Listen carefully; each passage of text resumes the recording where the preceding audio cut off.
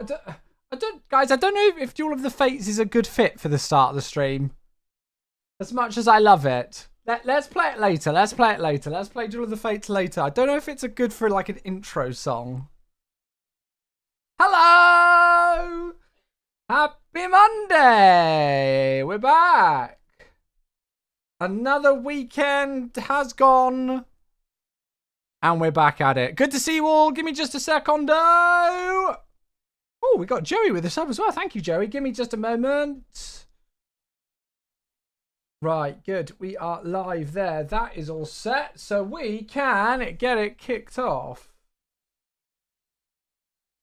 Let's do it. Welcome in, everybody. Hello. Yes, Easter is here. It's Easter week. How are we doing, folks? Good to see you all. Let me go and first and foremost, I can't even speak. Get that alert from Joey, which came through in the intro screen. It is a 7-month sub. Thank you, Joey. Hello, hello. I had to do a Masters themed flight today. What a tournament, eh? What a tournament.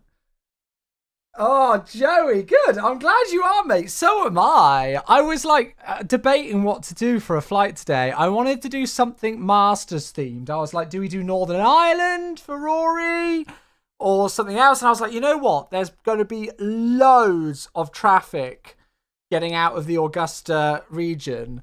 So I wanted to kind of see if I could find a flight that worked. And there were like different, like, there were quite a few different private jet possibilities, but I found this as well, and I was like, you know what? Yes, perfect. And then Heartfang with a 79-month sub. Goodness gracious, thank you. This bloody sub never ends. Is that a good thing?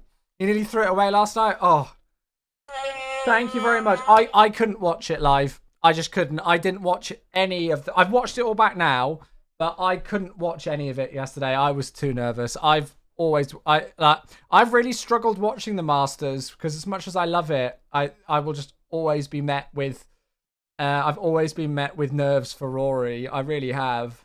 So I couldn't watch yesterday. I was way too nervous. I saw the leaderboard and I saw when he doubled the first hole and I was like, that's it. And so I didn't check the scoreboard again for the rest of the night because I just thought, nope, I'm too nervous about it. And then I woke up in the middle of the night completely randomly, and it was about a minute after he putted in the playoff. So I'm very tired because I was up quite late then after that, watching all the interviews and everything. But yeah, so there we are. Welcome in, everybody. Hope we're all well. Hope we're all having a good day so far. I hope you all had a nice weekend. As I say, mine was mainly filled with just watching the Masters up until yesterday. Went out for a day out as well on Saturday for a bit to enjoy the sun before the weather's now clouded over. Spring's officially finished here, but we enjoyed it whilst it lasted. Thank you again, Heartfang, for the 79 months. Let me scroll to the top and say some hellos. Who have we got? And No dropped a follow just as we were about to go live, actually, so thank you. Squawk Mode was the first one in for the week. Lilo, Storm Chaser, hello. Kieran, how you doing? Max here as well. Veronix, I'll have a look at that screenshot in a moment, mate. It looks incredible. Kieran's here. Hello, matey. How are you? Kenworth as well. Good to see you. Welcome in. Riley's over on the YouTube app. Roberticus. Ula's here as well. Rick is here. Welcome in. Who else? Let me scroll down. Aaron's here. Boulder is here. Ollieham is here on the TikTok as well. Robert's here. Matty's here on the TikTok. Those patrons would love a barrel roll. So you tell me. Gronk's dad, thanks for the follow on the TikTok. Yes, we're on that soon. We are. Mighty Morph as well with a hello. Boulder, did I say hello to you? If I've missed anybody, can you let me know? I think I've got everybody. Good to see you all. Happy Monday, if there is such a thing. We will certainly try and make it a happy Monday if it's not a happy Monday for you already. Yeah, what a tournament, eh? Oh, hello there. Don't do that to me, Elgato. Thank you. It's just warming up. It's because I haven't streamed in a few days, so it's just testing me. Yeah, what a crazy tournament, hey? What a crazy tournament. I had to do a themed flight after the Masters, though, and I found some really, really good freeware scenery. So yeah. Spent a good chunk of the weekend trying to learn. Oh, DCS. You cannot fly helos to save my life. Yeah, and helos in DCS is like a whole other level. It's like a whole other level, that is. Well, I hope you had fun. Yeah, welcome in everybody. Good to see you all. Happy Monday. As I say, I hope you all had a nice weekend. If you did anything exciting, I'd love to know. I went out for the day for a bit with Becca on Saturday. We went to Marlborough, which is a lovely, lovely market town. Some people will know Marlborough. There was a very, very, very famous Top Gear episode filmed there quite a few years ago. So if you know a particular scene from Top Gear, you'll probably recognize it. I think it was the episode where they were trying to do parallel parking in supercars in like a market town. Yeah, I'm pretty sure that was it. So that's when me and Becca went for a day out on Saturday. And yeah, just had a chill weekend. Unfortunately, though, not much sleep with the Masters last night. It's challenging but good fun, absolutely. Lilo, hello. Last SU2 beta update was a total game changer with the exposure fix. Yeah, I saw the patch notes for that. I knew that the update was coming on Friday, but obviously it was way after hours for me that it came out. So, yeah. But that's great. Good. I'm not actually on the SU2 beta myself yet. Maybe I should join it now. Maybe I should join it. Craig's here. Hello, how you doing? Yeah, but Lilo, that's good. That's good to hear that you're enjoying it. Landy's here as well. I had a nice weekend, thank you. I went flying and then went out to lunch. Hey, good, Landy. I'm glad you had a nice weekend. I always like it on a Monday when people come in. I like to share with you folks what I got up to over the weekend. So yeah, the patrons aren't gonna fly commercial. What? All the tens of thousands of people who attend the event are all going on private jets, are they? That must be why Endeavour are chartering this flight then. That must be why. That must be why this flight only exists now. Yeah, it's not been operated before, with this flight number at least. This is a real world flight. This is a real world flight.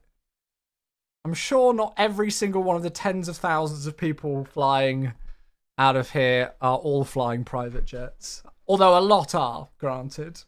All good here, mate. Thank you. Had a nice chill weekend. Good. That's what we like. Oh, you had your 18th birthday on Friday. Are you still recovering, Storm Chaser? Are you still recovering? Your wife is also celiac, so you and I have a mutual interest. Hey. There we go. So you're used to the gluten-free bread with your fry-ups and things or whatever as well. It's alright, it's all good fun.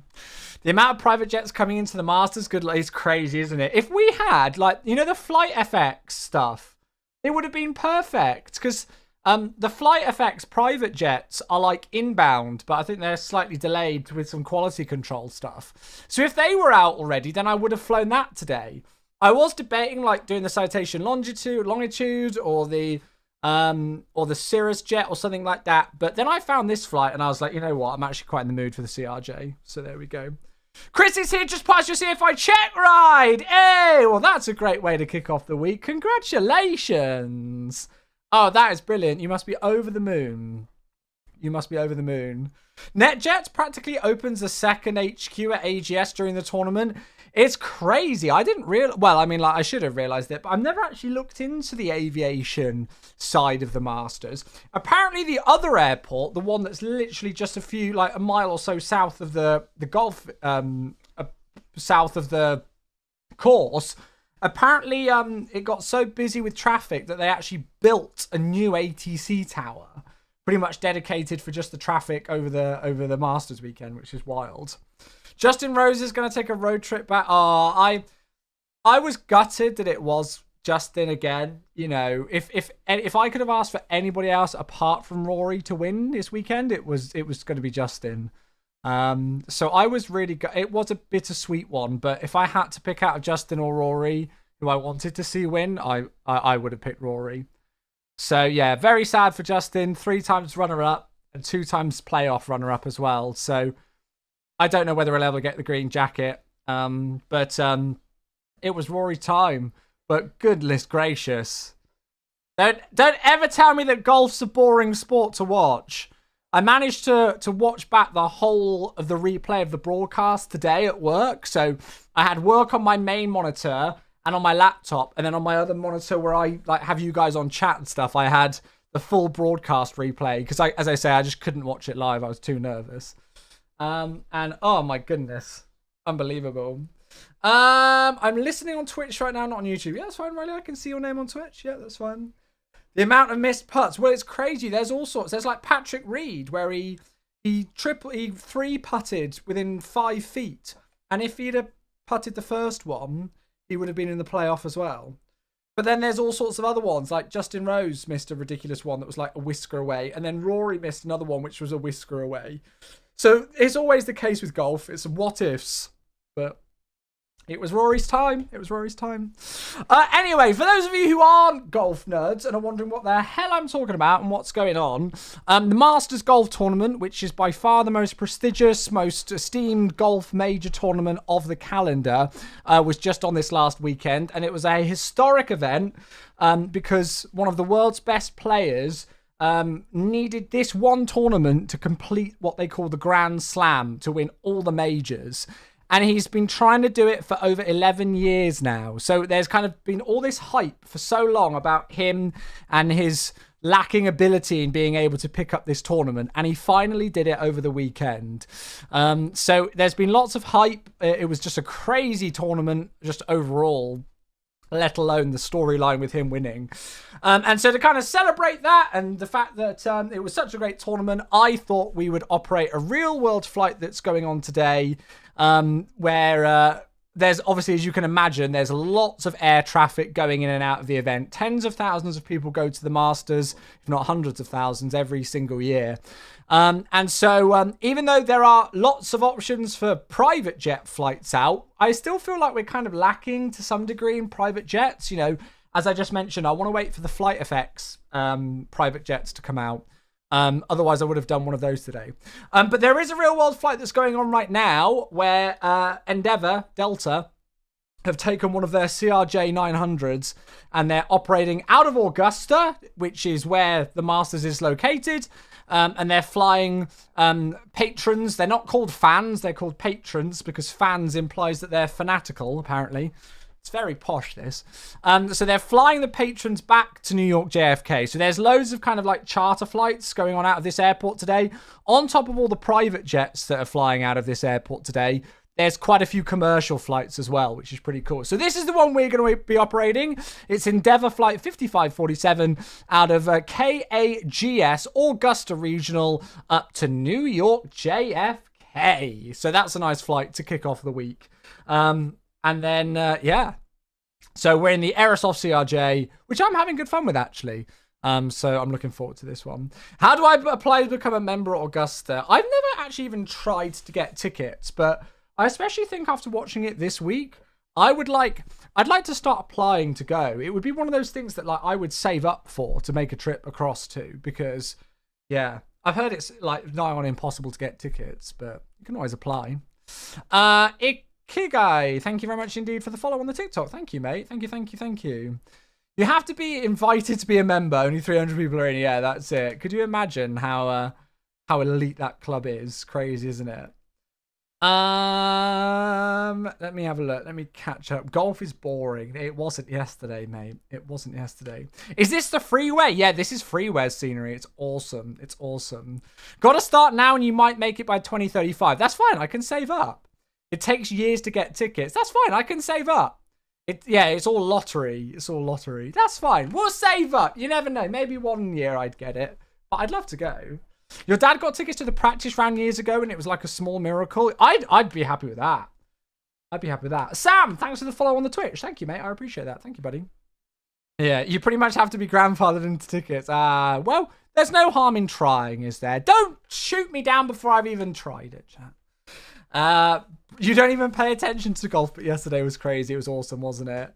Blissy Red's here on the YouTube. Sam, thank you for the follow on the TikTok. Welcome in. So that's our flight today. We're operating out of Augusta Regional Airport and we're heading up to New York JFK today in the Endeavour CRJ.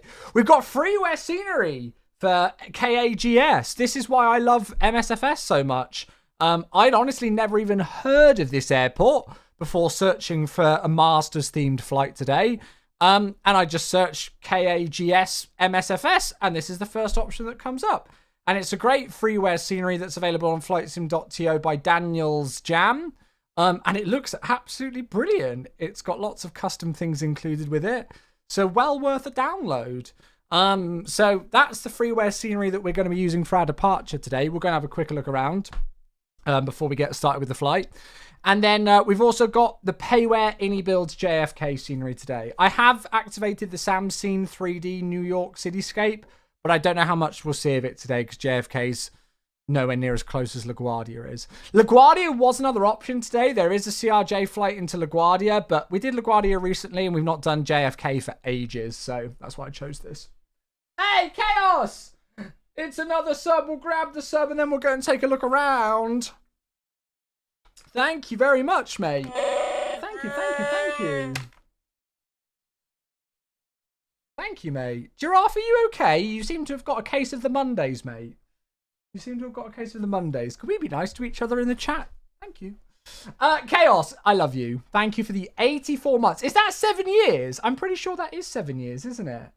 84 months. Yeah, 72 months is 6 years. So 84 is 7. Happy 7-year anniversary, Chaos. Dude, I appreciate you a lot. Thank you. Is there going to be a marketplace sale this weekend? I've got no idea. And if it's if there is, then I wouldn't be allowed to tell you until it's already made publicly available, like information via official channels, mate. So I couldn't tell you on here anyway. But I don't know. The one Patrick Reed shot where I think he used a wedge and sent the ball straight into the cup. Yeah, there was all sorts of craziness this weekend. All sorts of ifs and buts. But that's the beauty of the sport. Yeah. I have some good friends who applied to the lottery and got tickets after only a couple of attempts, so it is possible to get tickets if you're a regular Joe Public. Yeah, there's no harm in trying. If I don't get it, I don't get it, right? Today, the FSS E-Jets are 2024 compatible. Cool. It's still not got a custom FMS after about 4 years, so I'm not really too bothered by it. I appreciate you telling me, Lilo, but I have little to no interest in the FSS E-Jets because we're still waiting on that custom FMS that we were promised so long ago. Right. I'd much rather fly their 727. Let's get into the sim. Let's go and take a look around. Let's turn that music off, shall we? And turn up the sound of the sim. Go. Cool. Yeah, guys, let's be friendly with each other. Let's be friendly with each other. I've missed that whole conversation, so I might have only seen one comment, Giraffe, and not seen others in response. But yeah, let's be friendly. Come on. Right, so yeah, here we go. As I say, this is freeware scenery available on flightsim.to, which I think looks bloody brilliant. Look at it, we've even got flags blooming well blowing in the wind. How cool is that? It looks awesome. It comes with like custom jetways and stuff. It does rely on, I think, 2 libraries, but that's it. Apart from that, it's all custom model stuff and easily able to download. So it's got all of the apron stuff over here. You can see lots of room for GA and private traffic over there, and a little GA terminal, I guess that is by the looks of things. And then you've got the main commercial terminal, I guess you could say. But I mean, for a free bit of scenery, I am not complaining. I wouldn't be complaining at this if this was a bit of payware scenery that was cheap, to be honest. So the fact that it's freeware is very cool. It's got lots of nice little details. I love the car park with all the different vehicles, the taxis and everything by looks and things. As I say, it's got custom jetways and stuff. And then my favourite part is the little garden area. Look at this. So it's like the famous 12th hole. It is the 12th hole, isn't it? With the bridge at Augusta almost, I guess. And then over here, it's got a little golf course area. It's got a little putting green with some bunkers around it. How cool is that, hey? So I think it looks great. Don't be cheap in 2025. It takes you developers loads of time to make what? Sorry, who's being cheap? What? I'm very confused by that comment history revived. I've got nothing but nice things to say about the scenery, especially for freeware. I think it's blooming brilliant. So there we go. So yeah, so this is the departure scenery that we're going to use. I'm pretty happy with it. I think it looks great. As I say, considering it's an airport I've never even heard of before, I think it looks cool. Go out and have a look. I've not connected GSX up yet just because I wanted to go and have a look around. Should be worth 25 to 30. I mean, I wouldn't necessarily say that this airport is probably worthy of that price range, just from personal experience and market trending prices, but that's just my opinion. Hey, New Zealand! Thank you for the sub. 2 months. Hello, hello. What a legend. Thank you very much indeed. Good evening. Hello, good evening. How you doing, mate? Thank you very much, New Zealand. Good to see you, mate. Hey, Hayden, how you doing? Good to see you. Hello, hello, hello. So, here's our aircraft then for today's flight. We are operating in November 181 Papa, Quebec. This is a Hughes by Horizon livery for the CRJ, which is beautiful because it's much better than the default liveries. It really is. So, yeah, it's an Endeavour-operated Delta connection flight, this one. Right, let's go and get into the flight deck of the CRJ. Hey, Riley, it's another sub. Goodness gracious me, 74 months.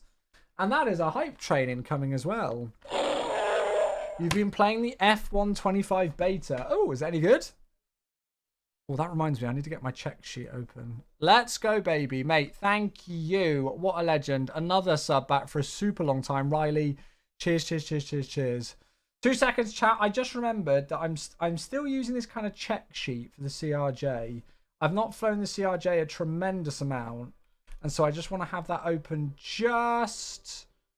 Where is it? Yes, there it is, just in case I need to remember anything. It's always good to have. I'll try and not use it today, but there's no harm me having it there just in case I need it. Cool. Is the CRJ worth picking up now for someone who's never bought the V1 version? I'm really enjoying it, I won't lie. It's still very sensitive on pitch in 2024, but yeah, I'm really enjoying it. Right, okay, so first things first, let's head to the EFB. Oh, God, what's going on there? Why is that, like, all weirdly scuffed? And we'll go to aircraft, and we'll go and get the ground power in. Have I got sounds? We'll find out in a moment. Let's go and put the batteries on. Ah, there we go, we do have sound. So battery master on, and then external power can go on. Lovely jubbly. Nav lights can come on. Gens are all to auto. We don't need the fuel boost pumps. That's all in auto, so we don't need to touch that. We don't need the APU for the moment. We'll leave the hydraulics. Windshield heat can go to low.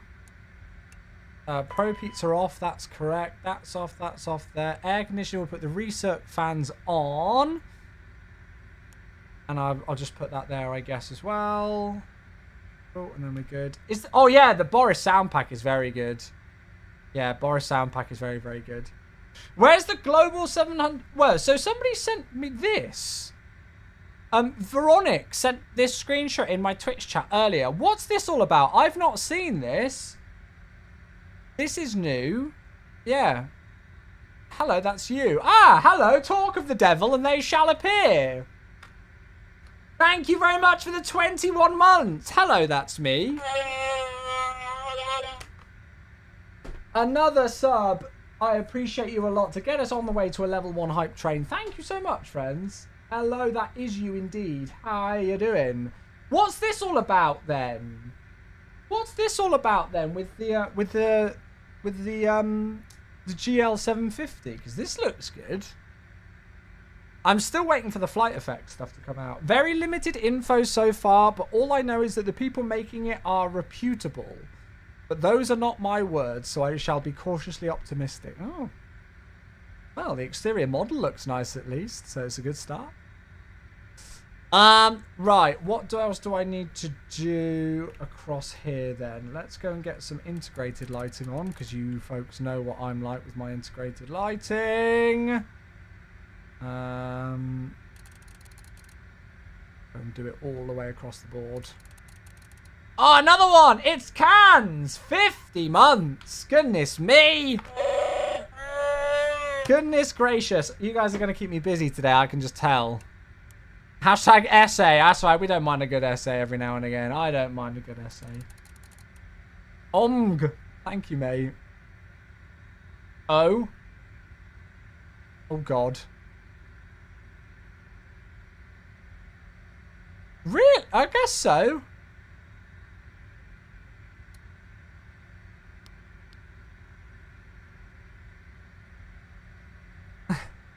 I appreciate you, mate. Thank you very much for the 50 months. Yeah, it's crazy how much changes in, well, I guess a relatively short space of time. Maybe not a short space of time, but yeah. Dude, thank you. Right, IRSs can go to nav. And then I think we're okay for the moment. So we've got parking brake set, landing gear, EFB. Yeah, we'll do performance in a moment. Ground car, battery on, AC's on. Then also nav logo, bleed valve is auto. We don't need the APU. IRS is to nav. Good. Okay. So let's take a look at today's flight plan then. What's the aircraft of choice today? James asked on the TikTok. We are in the Aerosoft CRJ today. V2. Right, here's our flight details. So we are Delta flight or Endeavour flight 5547 today on the 14th of April from Augusta Regional at Bush to Kennedy in the CRJ November 181 Papa Quebec. 0 fuel weight. We're in we're in pounds today. So 66.1. Takeoff weight is 76.2. Landing at 70.3. Cruising flight level 370 for an hour and 40 minutes flight time. That's going to use about 6,000 pounds of fuel. We're going to take, well, we'll take 10.6.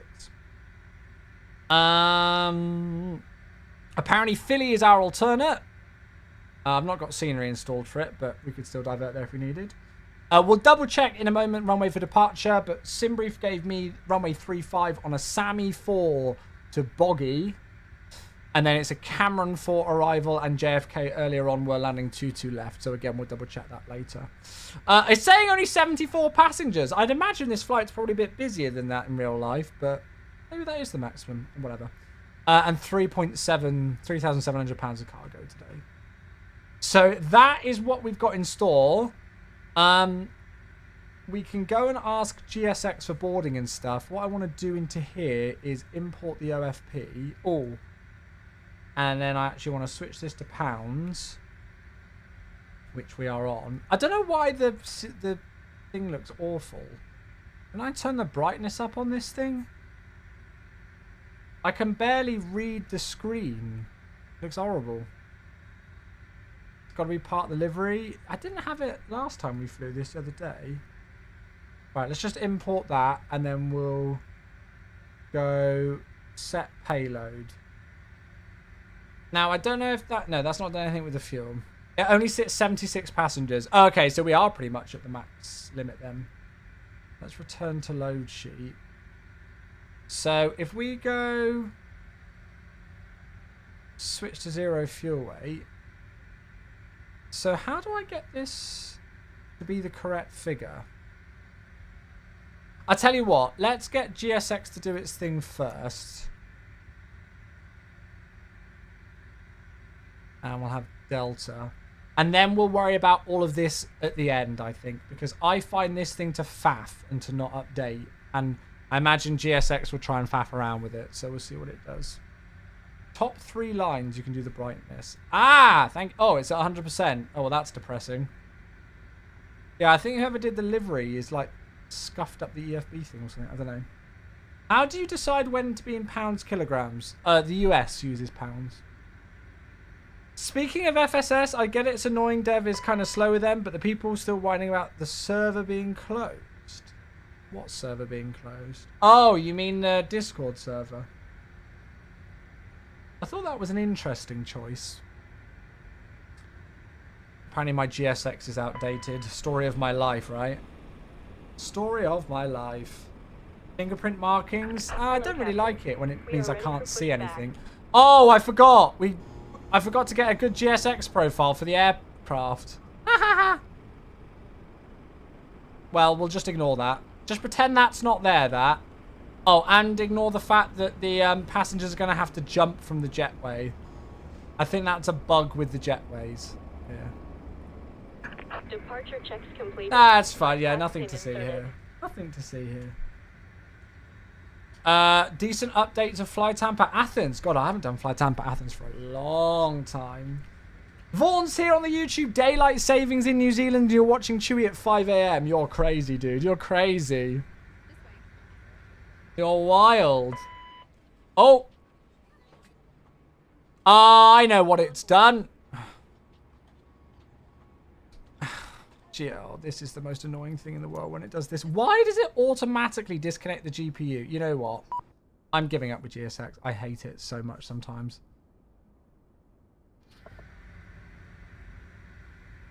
We're just going to pretend that we've boarded. Let's just... Yes. When you connect the external power...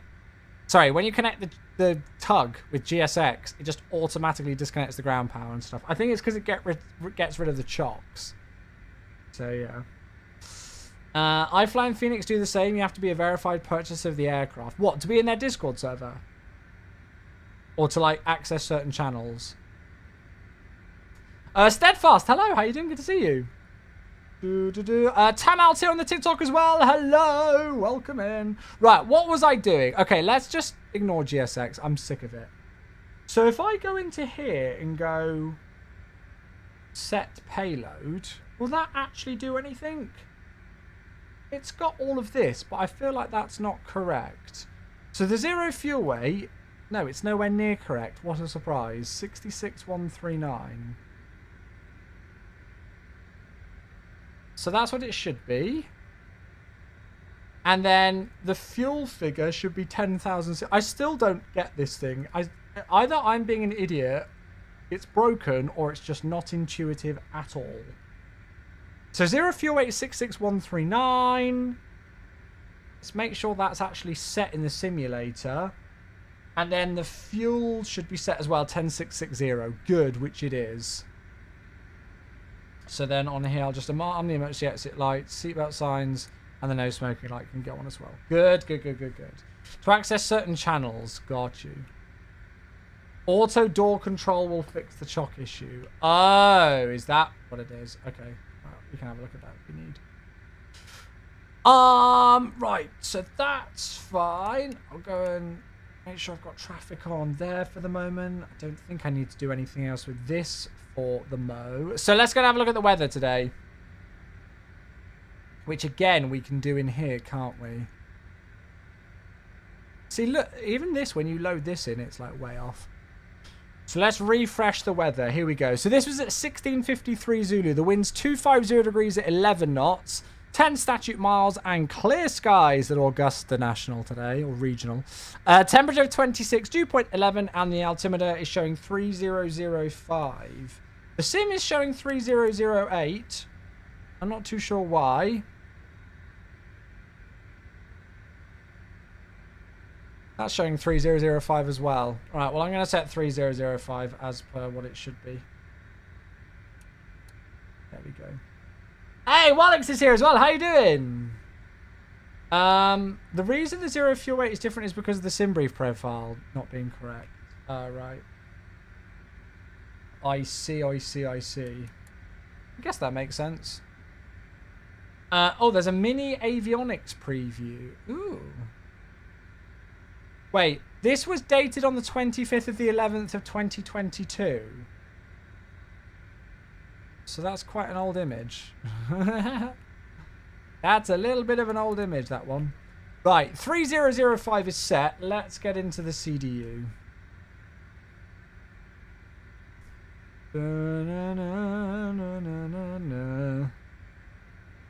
Sorry, I'm trying to catch up with chat. Okay, so initialized position. We are at KAGS. And we'll go to here, grab the FMS position and stick it in the box. And then if we go back to here and do this, we should be able to send the flight plan across. There we go. So if I go back to here and go to flight plan. So there we go. KAGS to KJFK. With PHL, not Honolulu. That's PHNL. Philly is our alternate. So Boggy, Sammy, Polly, Louis, Hertz, Calder, Bisel, Radis, and then Sierra, India, Echo. That looks all correct. Good. So we'll execute the flight plan. And then we'll go departures and arrivals. So it's either runway 17 or runway 35 out of here. The wind's 250 degrees at 11 knots. It's a bit of a crosswind, isn't it? I wonder if is there any traffic in real life? KAGS. Any traffic? No, that doesn't help us. Well, it's a bit of a crosswind. I kind of want to go out to the north to see if we actually overfly the golf course. Here's the golf course. 80 said 3.5 in use. Oh, perfect. Oh, God, we got ATC! I didn't even see that. Oh, brilliant. Oh, we got ATC. So it's Augusta Information Charlie. And it's runway 35 in use. Oh, perfect. I didn't even see that. Amazing. Right, so runway 35. Hello? Don't you dare tell me it's WASM'd.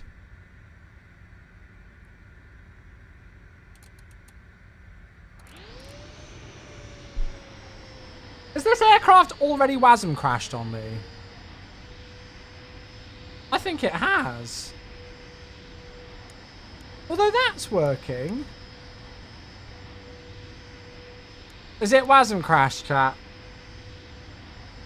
What is it with aircraft and WASM crashing? Can we just not use WASM, please? I'm sick of it. Yeah, it looks like it has. Well, that's a fucking good start, isn't it? Right, well, we're going to have to restart the whole flight. I think it's usually when I'm importing a flight plan. So I am going to try and just type in the flight plan, I think. I am sick to death of WASM crashes. I wish all aircraft developers would cease using WASM immediately. If it weren't WASM, it would have been something else. Nah, this aircraft I'm enjoying. It's just the WASM crashes that are annoying. Although that's only my second one. Although it's too many, but yeah. Right, second time lucky then. Let's give it a go. I'll just connect back up to VATSIM and then we'll do a bit of a rush to get things loaded in again. How are you, Becca? You all alright? Okay, so that on. It's usually when I'm like importing a flight plan that it does it. Or so far, 2 out of 2, it's been that.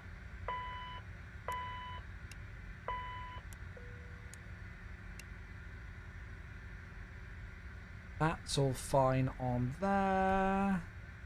We've done more of the puzzle. Nice. 30. See, now it's pulling the correct QNH as well, which is interesting. 3005. I'll talk to ATC in a bit.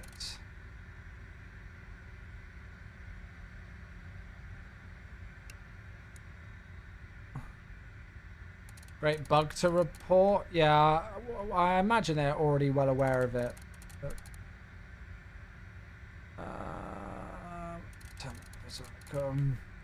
okay, good. Right. Sorry about that, everybody. But these things happen. So let's go into here and import the OFP again. And then we'll go to performance. But if I go set payload and then go to this. And then we'll enter this in again. So 66140. No, what the f is that? 66140. Enter. Thank you. And then we want 10,600 into there, don't we? Oops. Oh god, I'm faffing. Enter. And then we'll set that in. So 66140. 10.6 on the fuel. That should be correct according to the flight plan, right? Yes. So that's all on. Good. Right. QNH is set 3005. I don't need to change anything else there. So let's go into here. Cole, thanks for the follow on the TikTok. Thank you, mate. I sent you a picture. Yeah, I'll have a look when I get a second, baby. I'm a little bit rushed now because we're late with the faff of the aircraft. Let me just make sure that Volantra and stuff's still rocking. Yeah, that's good. I suppose better WASM crash now than during the approach or landing. Yeah. I don't know why they're happening so much more in 2024 than 2020 though.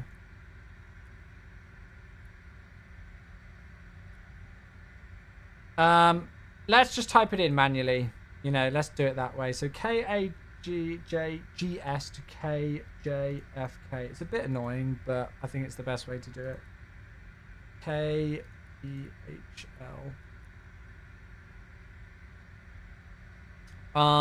So I need to go and pull my flight plan up. Engine ignition switches are not available. No, mate, I don't. Sorry. We don't know. They were under the puzzle mat. Ah. Oh, well, at least you found them. Well done. Maybe there's no missing pieces then. Oh, come on. Let me move the thingy across. There we go. That's better. Sorry, Chad. I'm just going to get the flight plan up on the other monitor. And then we can get going. Are we taking Rory to JFK? I somehow think he'd be flying private. I don't think he'd be flying on a commercial flight. So we go Boggy, then direct to Sammy. Then it's direct to Polly. Then direct Louis. Then on the Quebec 60 to Hertz. No. Hello. To Hertz. And then it's... Oh, let me see it.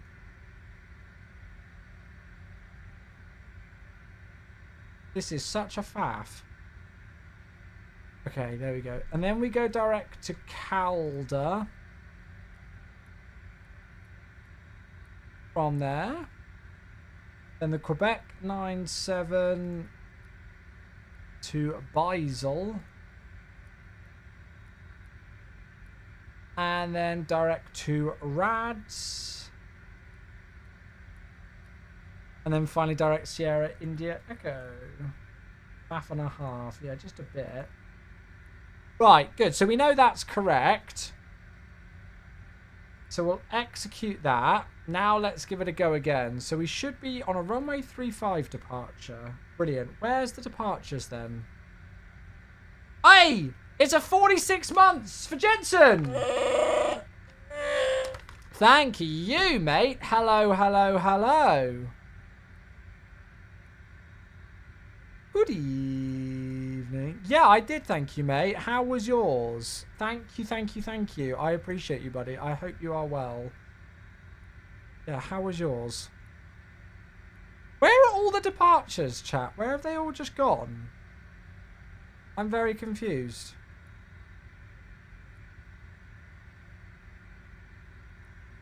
It was a very nice weekend. It was a very chill weekend. I think we might have to type in the departure manually as well. This is becoming a real faff. Okay, Sammy for Arnav. Oh, okay, it's just vectors.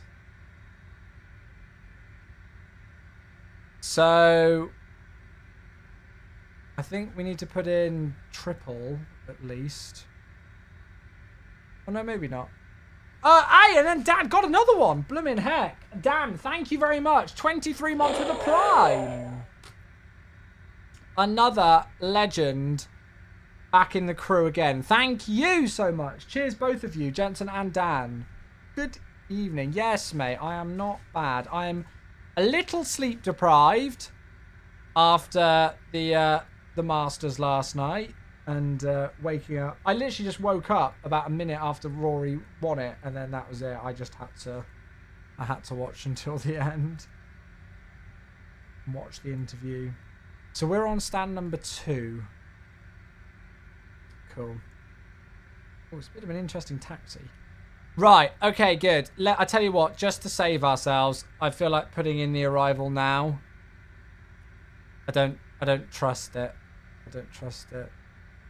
You blamed it on me snoring. I didn't make a single comment about you snoring last night, actually. Thank you. The night before, certainly so.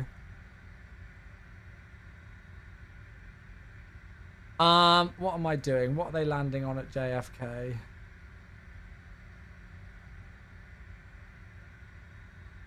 Two left still by the looks of it.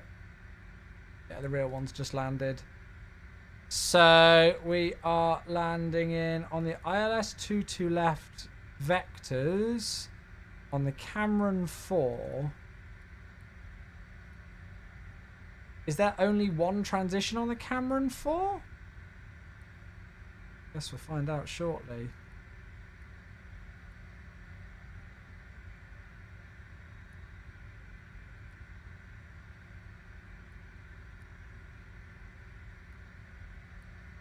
I feel like it's not got this correct at all. That's Calder. Ah, there we go. No, it has got it. Okay. That's fine. We'll leave that as is then. Good. Leave that as is. No, I didn't make a single comment about your snoring last night. Right. Okay. What next do I need to do, chat? What next? Perf in it. Let's do that. So, cruising at 37,000 today. Fuel is 10.6, which we've got on board. Zero fuel weight. Can I just get that across or not? I think what I can do is copy perf init data to FMS, can't I? Yes, there we go. Nice. And execute that. And then, according to the flight plan, the ISA deviation and everything, we'll go and get those details. So, ISA deviation is +1. And the wings are 287 at 68. 68. Execute. Cool. VNAV setup, that all looks perfect. That's fine. And that's fine as well. Good. So actually, I think we'll leave that on the VNAV climb page. Twisted Karis, thank you very much for the follow. Thank you. So let's do takeoff and landing then. Takeoff data. That's giving us a flex of 36. Runway 35. Yeah, that's all correct. It's not got any of this in for some reason.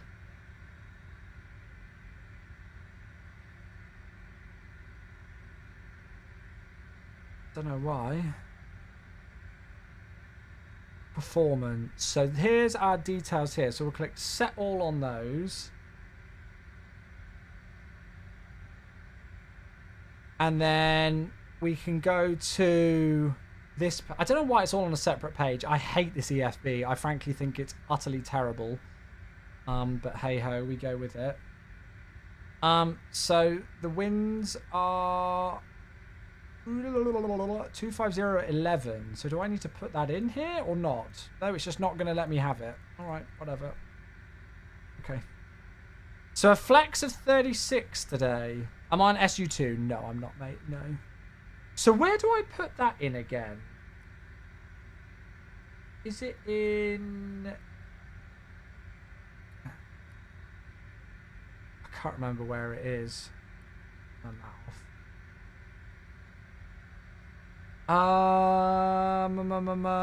Is it in VNAV? Perf. Ah, there. 36. Cool. So now we've got 36 into there. We've got the speeds. That's all set up. The departure is a SAMI 4, which by the looks of things is just out on runway heading. Unfortunately, it doesn't give you any details on here. So we'll have a look at it on this. So SAMI 4, climb on assigned heading. Expect radar vectors to triple. Okay. And expect vectors. Initial climb by ATC. Roger. Well, let's go and speak to ATC then, shall we? Tower is on 18.7, so let's go and chat to them. Let's go and chat to them. Thank you very much, Boulder. Yeah, how many of you folks are on SU2 now? On the beta? How are you finding it? Harvey, thanks for the follow on the TikTok. Thank you.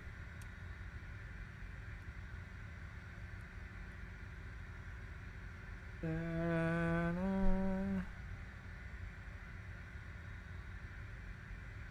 triple bogey. You're good on SU2, nice.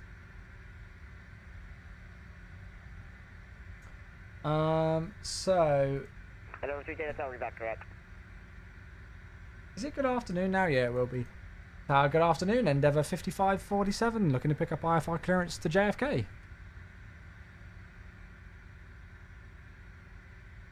Endeavour 5547, Augusta Tower, cleared to Kennedy Airport, Sandy 4 departure that has filed. Maintain 3000, expect flight level 370, 10 minutes after departure. Departure frequency 119.15, squawk 1144. Endeavour 5547 cleared to Kennedy on the Sammy 4 departure. Expect 370 10 minutes after. Initial climb 3,000 feet. Departure is on 19.15 with the squawk code 1144. Endeavour 5547, read back to push and start your discretion, call for taxi. Okay, thank you. Okay, cool. So, let's go and put the squawk code in then. So it's 1144. Nice to have a bit of ATC. I was not expecting that. So that makes me happy.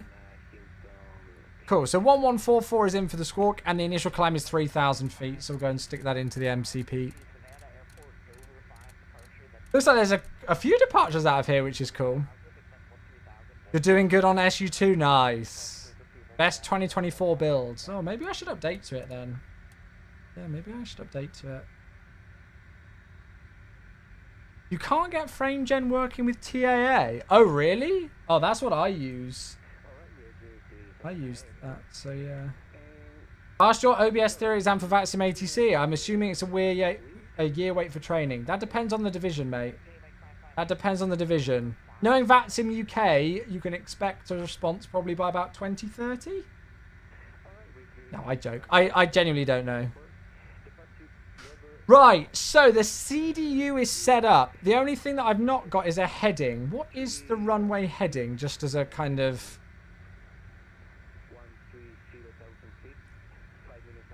It's 352, so I'm going to stick that in, just in case. So there's 352. Yeah, it depends on what region you're in as to how long the waiting list is. Your SU2 is resetting your graphics settings. I won't lie to you, I've not seen anybody else reporting that. Otherwise, if there was a mass bug with loads of people reporting graphics settings getting reset every time, we would have logged that as a item for the devs to look into. I've not seen anybody report that, so I can't help with that one. It's not reported. Right, auto, and on. Let's go and get the APU on, actually, because we've not turned that on yet.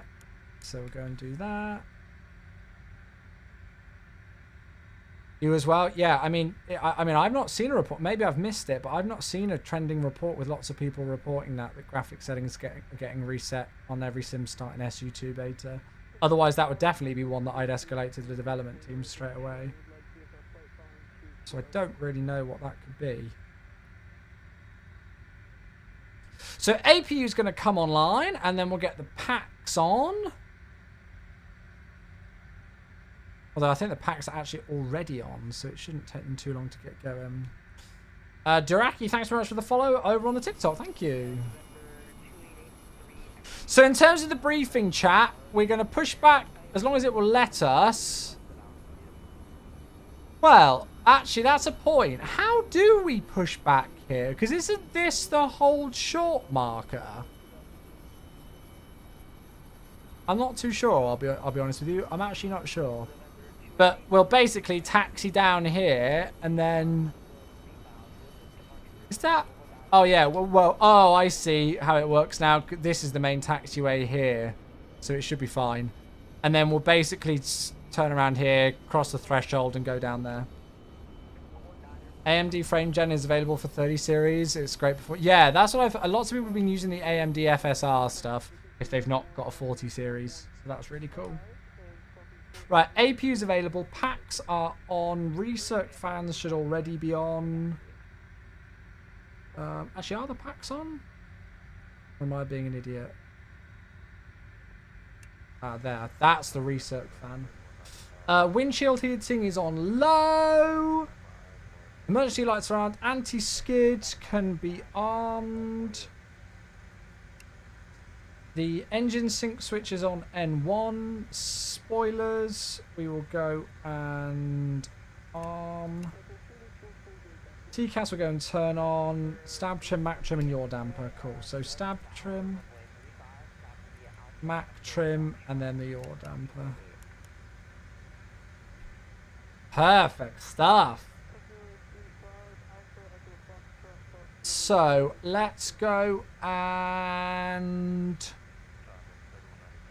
squawk mode Charlie. How do I squawk mode Charlie on this thing?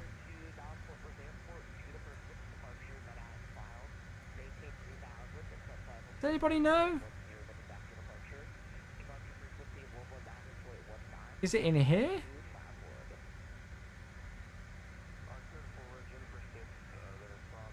Why am I struggling with this? Check the transponder near the standby. Oh, yes, it's down here, isn't it? I always forget this. It's that, isn't it? I always forget that. There we go. Now we're squawking mode Charlie. Perfecto. Thank you. Right, so then we'll go and get things gone on the EFB. Turn that off. And we'll get rid of the chocks. And then we should get GSX ready in place now. I always forget that one. Right, so Delta Airlines for the push and start. We'll go and turn the beacon light on. Passenger signs are already on. We'll go and put the fuel boost pump switches on. And then we're ready to go, chat. We are ready to go. We're ready for pushback. We are ready for pushback. So are we. So are we. Brussels Sprouts! What a name. Hello there. How are you? Hello, hello. You join us with very good timing. We are just about to get our show on the road for our flight up to JFK out of Augusta. Celebrating another great Masters tournament over the weekend. Carrying patrons back home to New York. It's Brussels sprouts, no. It's Brussels sprouts.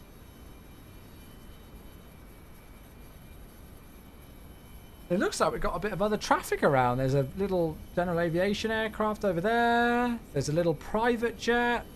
Don't know how well we can see it. What's the best way to look? There you go. Oh, it's actually another GA aircraft. And then you've got a 737 here. I think Mac's already airborne and flying, or somebody is with JetBlue. Make sure an A350 doesn't hit your tail. I think we'll be okay at this airport. Right, so then we want nose left, tail right. Release parking brakes.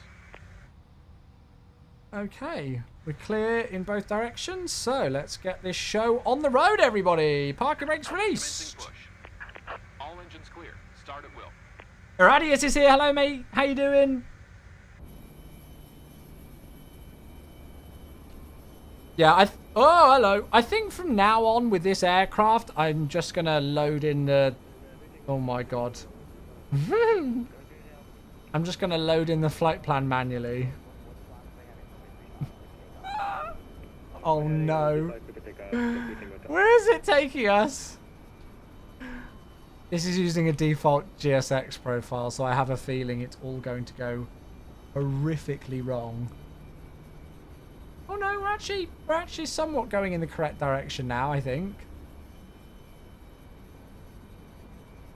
I'll give it a moment before I start up the engines. Gary's had a few too many drinks at the Masters. Oh, I think we're okay now. It's behaving itself. Okay, right, so let's start engine number 2. Cool, N2, which is good to see. And we're looking for about 20% N2, and then we'll pop in the fuel. We have got the Boris Audio sound pack. 16, 17, 18, November 19, Tango Hotel, contact departure. 20. Oh, is that gonna... No, don't do that to me. November 83 X-ray, fly runway heading. Oh, is it gonna faff now? I'm just gonna have to restart it, I think.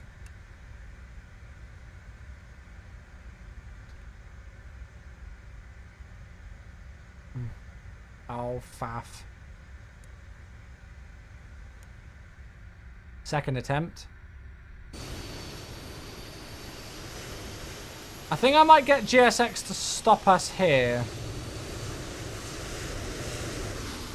Although actually it looks like it's going to stop us just up ahead here. Right, so let's try that. Can I move it from there?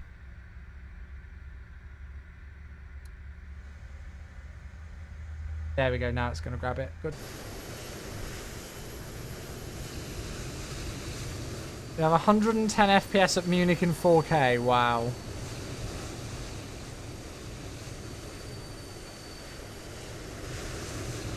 You know what? I was worried about that pushback, but I think it's actually done okay in the end there, hasn't it?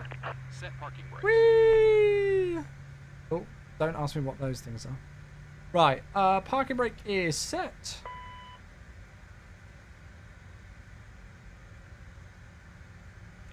I do have fun in this aircraft. It's an interesting one, but it's good fun.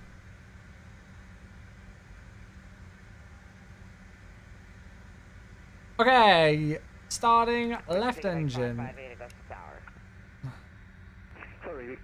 I have good perf in SU2 also, except on the Innie Heathrow plus Phoenix A350. Right, I see. I see.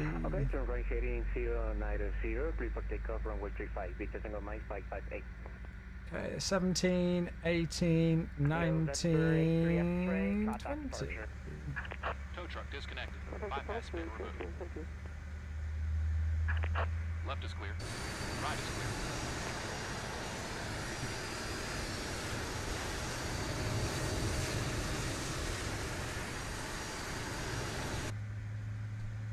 These sounds are so much better than the default sounds. Actually crazy. Right, what was that next frequency again? It's 119 or 15. There's Gary giving us the hand signal. Thank you, Gary.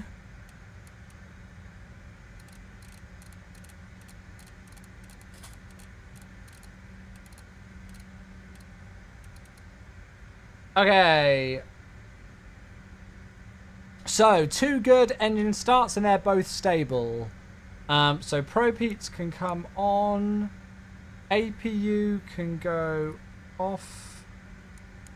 And then off on there. I'll do the landing elevation later, that's fine. Flaps can go to 8. Oh, no, that is that 8? Yeah, that's 8. QNH is set, V speeds is set, trims, and then nose wheel steering. So the trim should be 6.5. Right turn, heading 090.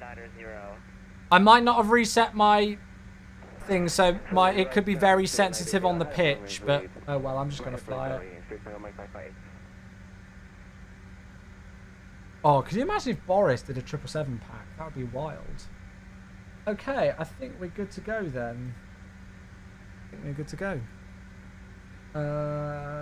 Tower Endeavour 5547, request taxi. Endeavour 5547, runway 35, taxi via Alpha Echo Foxtrot, cross runway 8. Alpha Echo Foxtrot, cross runway 8 to holding point runway 35, Endeavour 5547. So, Alpha, Echo, and Foxtrot. So, we are there, so it's going to be Alpha, Echo, and Foxtrot. Okay, we should just be able to carry... Well, I think we're going to have to carry straight on here and then make the left, aren't we? I can't make that left turn there.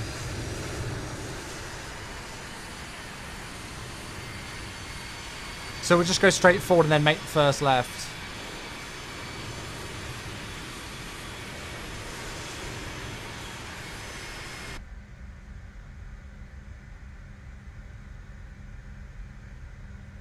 The forklift guy, thanks for the follow. E-Jets or CRJ? Probably the CRJ, I think.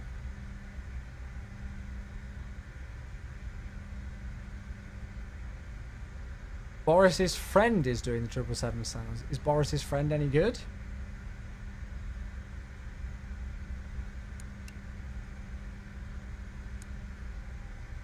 Takeoff is armed on there. Yeah, we're in the V2 version of the CRJ. Yeah.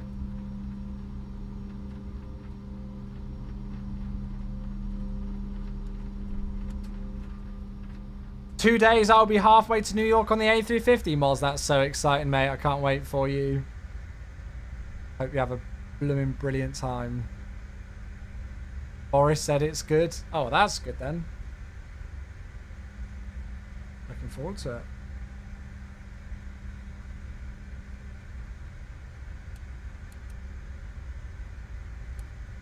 See, there's a bit of traffic around. I haven't seen the update that PMDG gave the other day about the 777. What was there anything interesting in that they said? Yeah, if Boris approves, we approve.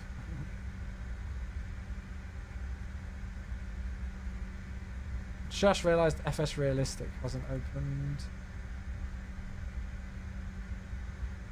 FS Realistic connected. There we go. Expect the F and the 300ER to be mid-May-ish. Okay.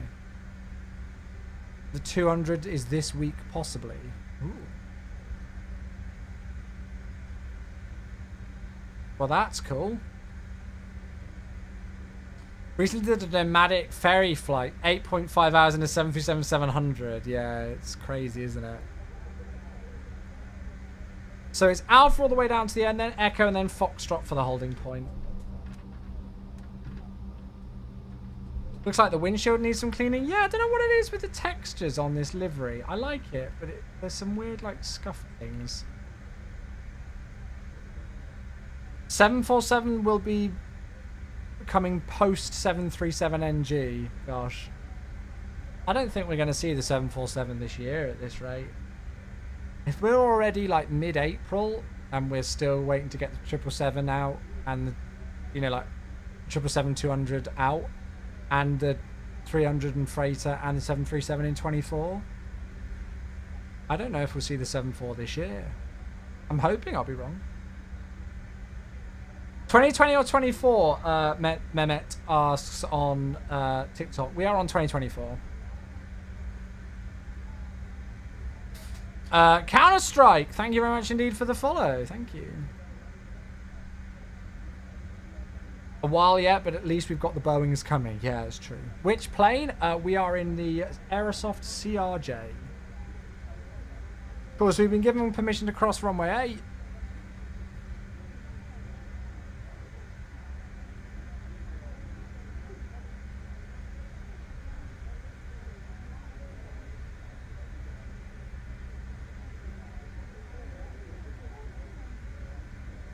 Strobe lights on whilst we cross the runway.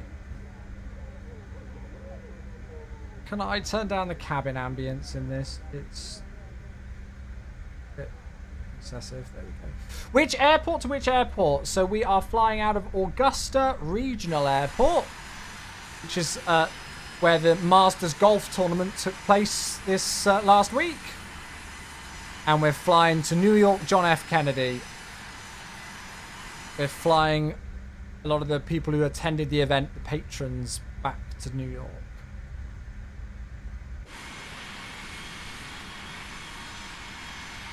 It's a cool airport, this. Next year, we'll have to make sure, once we've got some more business jets in the sim, that we do a private jet flight. Okay, so fuel cross-flow auto override. Endeavour Transponder. 5547 with 250 at 11 on departure, maintain 10,000, clear direct triple, runway 35, Okay. clear for takeoff. Okay, on departure, climb maintain 10,000 and direct triple, runway 35 clear for takeoff. Endeavour 5547. Okay, I'm just going to confirm that waypoint spelling, whether it is, this is obvious, and then I need to type it in.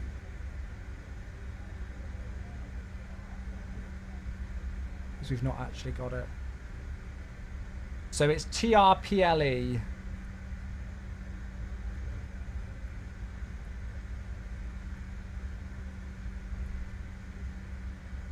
Execute that. Okay, we're ready to go. It's your first waypoint on the SID? No, it's not. Boggy was. That's why I changed it. Right, landing lights on. I left the strobes on after we crossed the runway, but that's fine. Cool. Autopilot source is definitely on FMS 1, which is what we want. CAS hasn't got any warnings. Flight director's in TOTO. Lovely. Right, we're ready to go. Here we go then, folks. First takeoff of the week. Can I see the full cockpit? Yeah, here it is. Oh, that add-on where it had like ambience and stuff, that's called FS Realistic.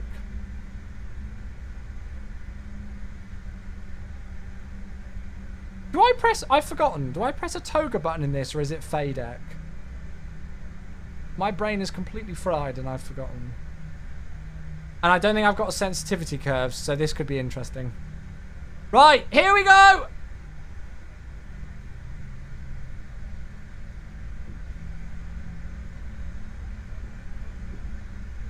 Stable. Oh yeah, it goes to toga, doesn't it?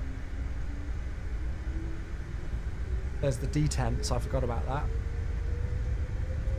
Okay, so looking for about 90% N1. For some reason in this aircraft, it goes straight past the N1 setting that you set with the flex. But hey, they've not fixed that.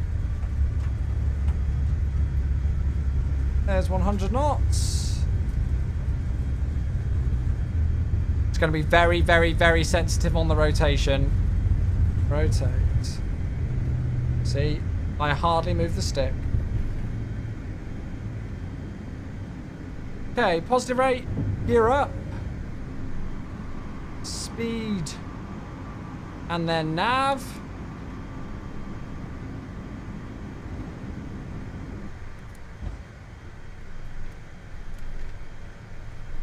Endeavour 5547, contact departure. Switch to departure, Endeavour 5547. Thanks so much, have a great day. Goodness gracious, it is bumpy. It's a Grizzle Raid! Hello, Grizzlers! Hello, friends! We are just getting ourselves going in the CRJ, so I'll be with you all shortly. Hello! Departure, good afternoon. Endeavour 5547 through 2100. Direct triple. It is bloody bumpy. I've got the departure. Glad to see you found it. Ready to contact. Lovely. Okay, so flaps 1. Let's continue the speed coming upwards. Bloomin' heck, it's bumpy! Where's the golf course? I think it's over there. Okay, speed can come up. So flaps can go to 0. Speed can come up for 250. Oh, I need to go back to climb thrust as well. Silly boy. Welcome, Grizzlers. How you doing? Happy Monday. It's the beautiful streamer friends of the Grizzlers.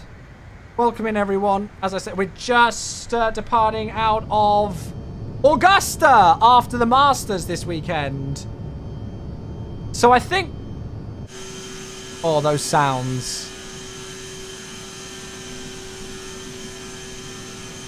I think the actual event is over there somewhere. Oh, wait, is that it down there? No, look, it's below us. I've installed scenery for it. It doesn't look that great, but there it is. There is the Masters. How cool is that? You can see Rory McIlroy smile from all the way up here.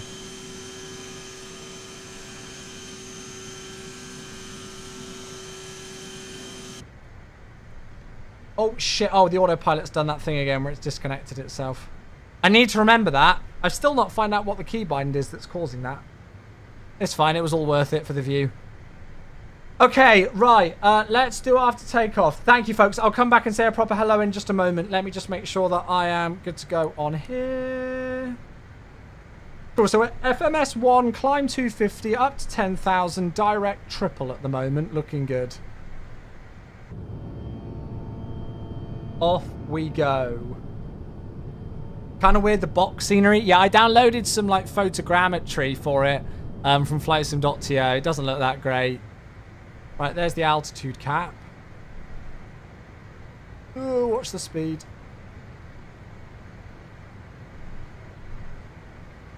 We're only cleared to 10,000 at the moment. Endeavour 5547, have fun in New York. Radar service termination. Okay. Change group. Briggs new change approved for Endeavour 5547. Thanks so much. Have a great day. Okay, so let's go back to speed. We'll go back to the climb detent now.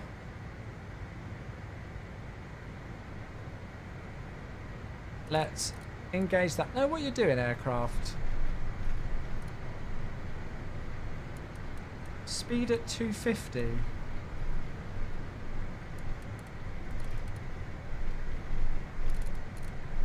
Oh my god, I don't trust this thing.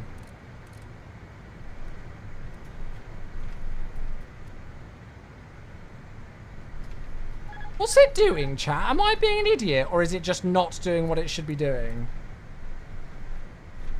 I feel like the flight director's not working.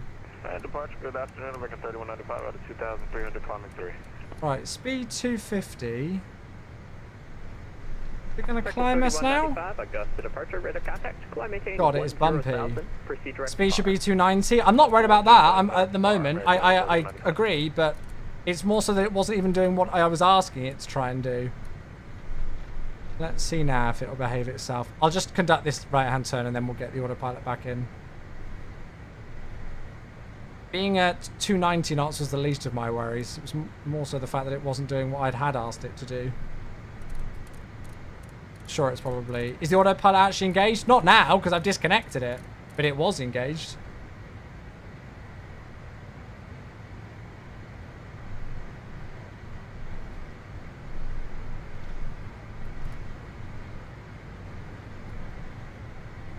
I will switch to Unicom as well shortly.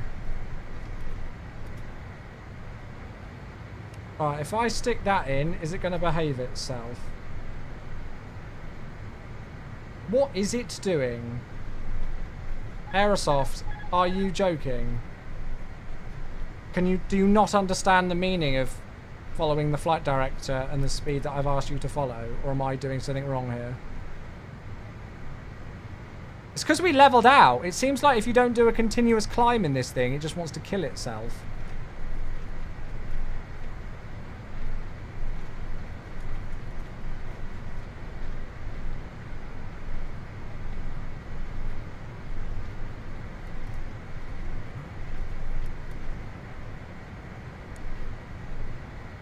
Yeah, basically if you're not smack bang over the flight director, it will just try and kill itself.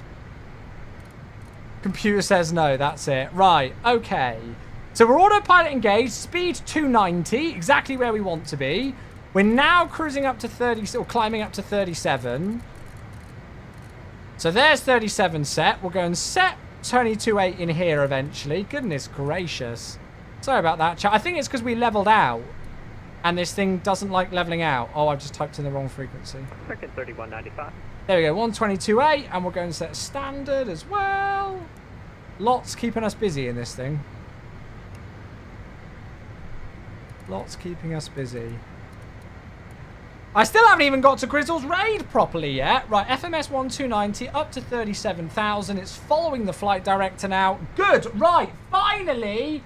Let's get the raid, let's get the subs. There it is, Grizzle raid. Wait, Grizzle, are you not doing thingy to thingy tonight? It's Monday. Where's Vectors to Copenhagen? I've already told you all. There's 3 things that are guaranteed in life. Death, taxes, and Grizzle doing Vectors to Copenhagen. What's going on? Aerathon as well. Thank you for the follow. And then Dull. Thank you for 27 months. Oh, it's already finished. Oh, very nice. I never use speed. You should climb speed at 290 is correct, right? Good evening, Dull. Hello. Oh, it is. You are right. Good maths. Thank you very much, Dull. Our third Twitch baby indeed. You are correct-amundo with that one. Is that the one where the autopilot disconnects? It's number 7. Don't press number 7, Chewy. That's the one. I appreciate you a lot, my friend. Thank you for 27 months. Again, Airthon, thank you for the follow. And Grizzlers, welcome in one and all. How are we all today? I hope you all had a nice weekend, everybody.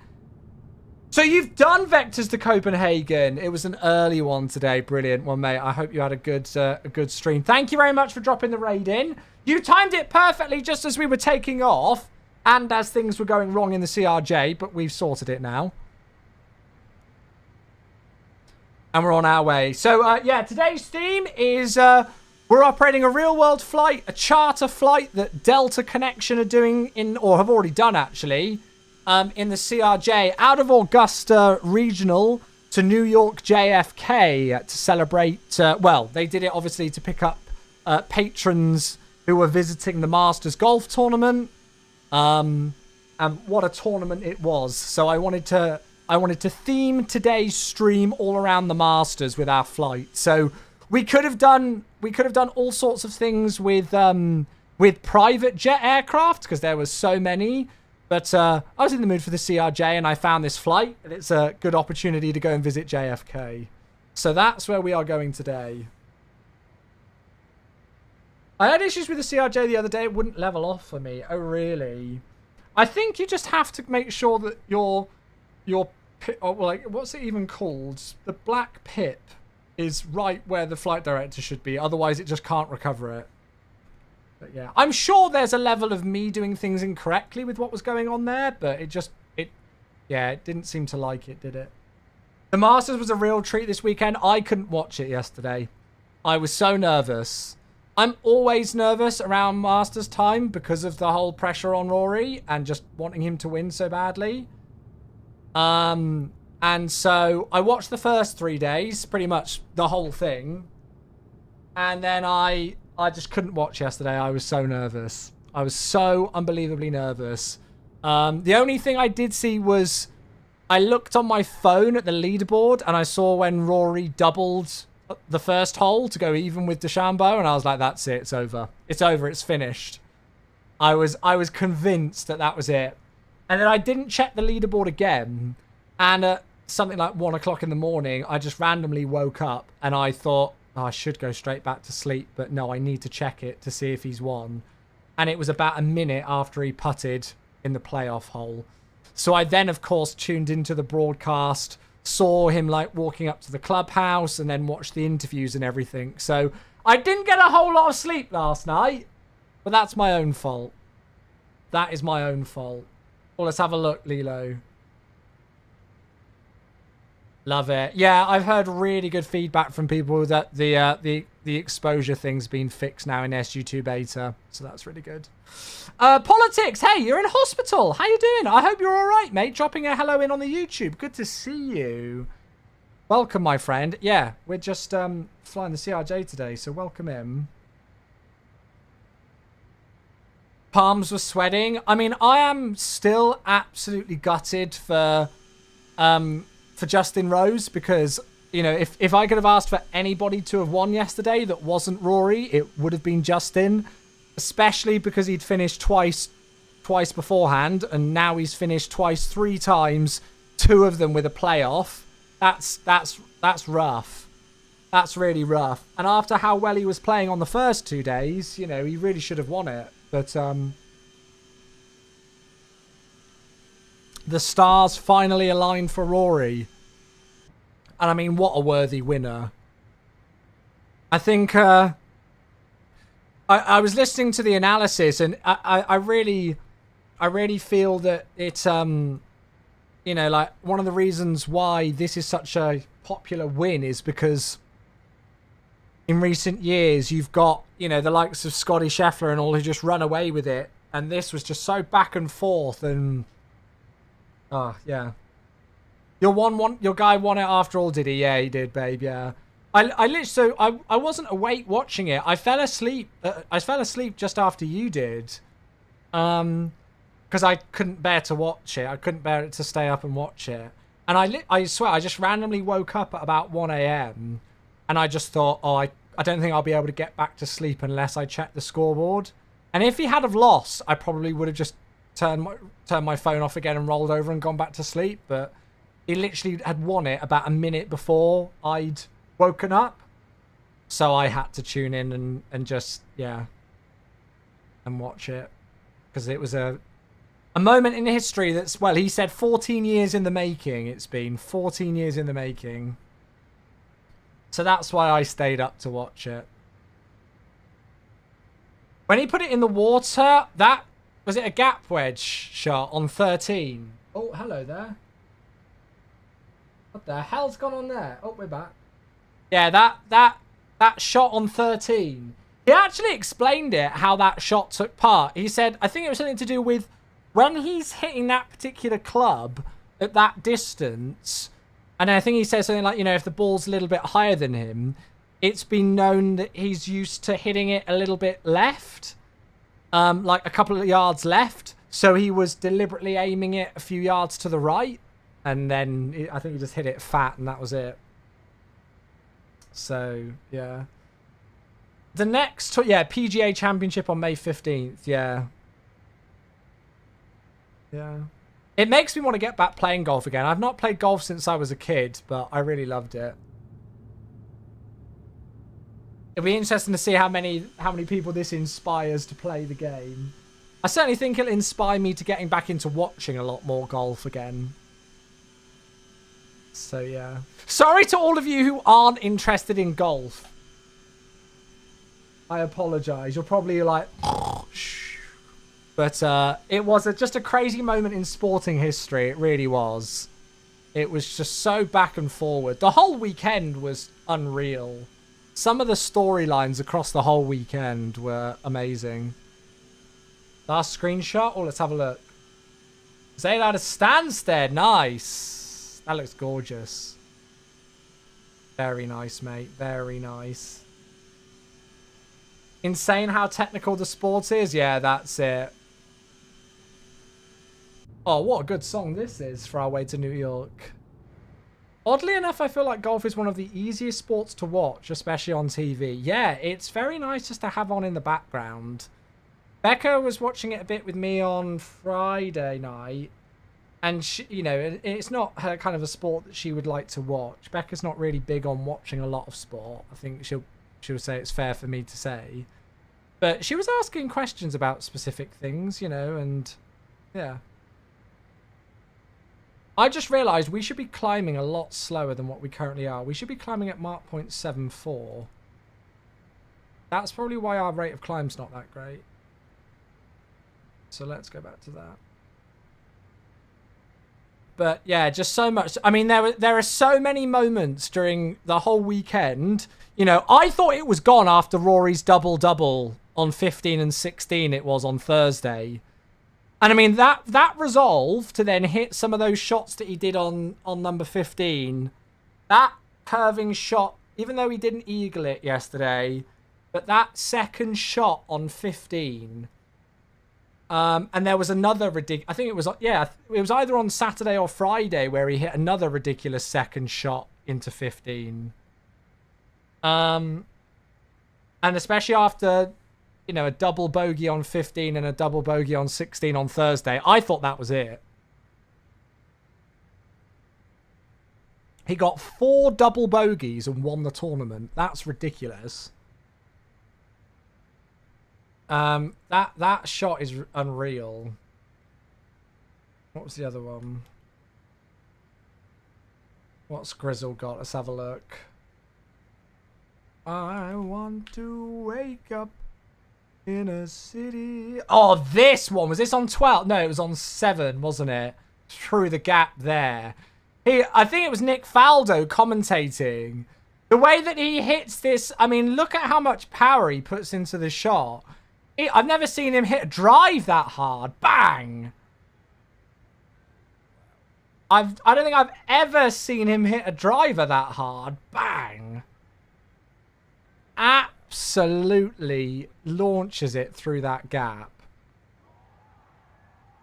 And then the zoom of the camera, the reaction of the crowd.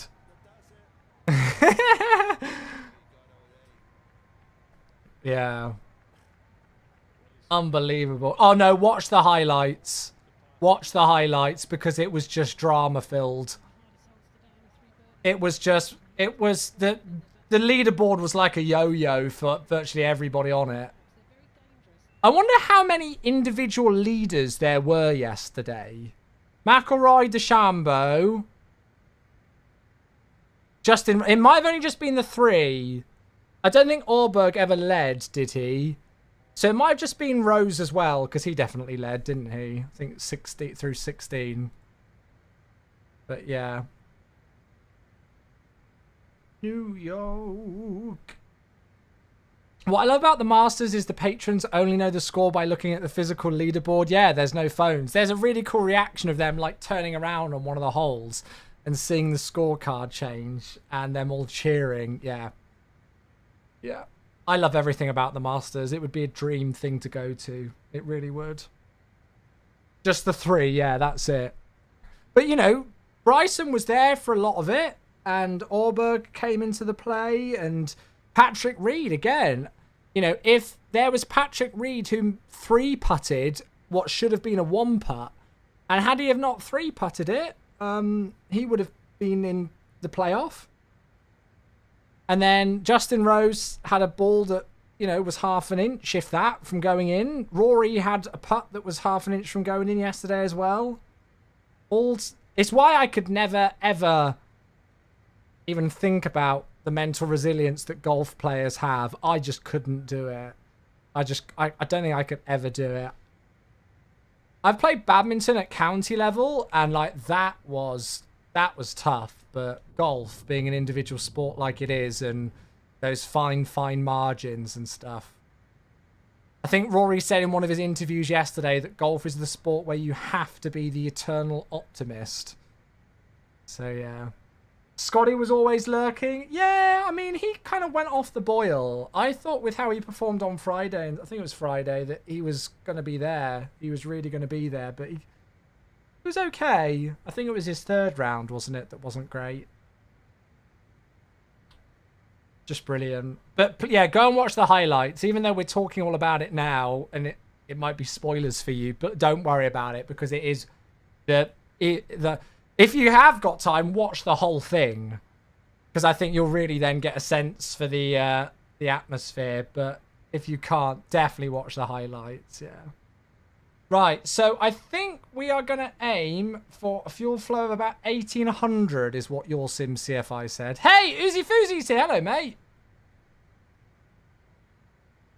So there we go. We're at cruise now. And then we're going to set about 1,800. Hey, and Uzi Fuzi's back with a sub, mate. Thank you. Let me just pause or turn the music down. I do need to just check my phone in a moment, everybody. So I apologise for that. Thank you very much. The one and only. Big hugs back to you. Thank you, mate. Thank you all so much. I really appreciate all of these alerts coming through today to kick off the Monday in style. It's Easter this week. So if you are celebrating Easter, a happy Easter in advance. Anybody doing any Easter flying? Oh, shit. I just realised something. I was supposed to try and book a VATSIM CTP slot. And I completely forgot. I completely forgot! I could book Cross the Pond. I don't even know if I can do the event. Let's go and have a look. There's loads left, so we're fine. Where the hell do I want to fly? I don't even know. Why are these all like... Okay, let's try and go for a nice early one. The earlier, the better. I don't even know if I'm going to be able to do this, but... Where the hell do I want to do if I do a flight? Oh, that's a nice one. That would have been a nice one. Helsinki to Toronto. Helsinki to Montreal's a nice one.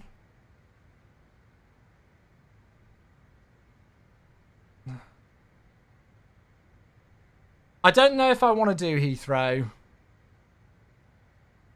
Is Heathrow even a thing? I can't even see it.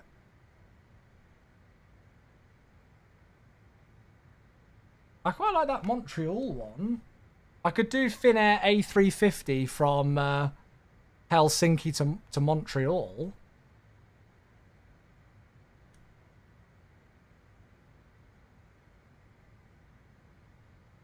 Washington might be quite nice as well. Yeah, we'll be doing cross... I don't even know if I can do cross the pond, but I'm going to get a slot. Oh, Seattle. Heathrow to... Helsinki to Seattle. I don't know if we'd get the MK Studio scenery in time, otherwise I'd do that. You know what? I'm tempted to try and get into Washington. I don't think I've ever done a Washington before. Although it looks like it's all Rome Fiumicino, which I don't really... Why is it all Fiumicino? Oh, maybe it's like later in the day. Barcelona to Dulles. That's quite a nice one.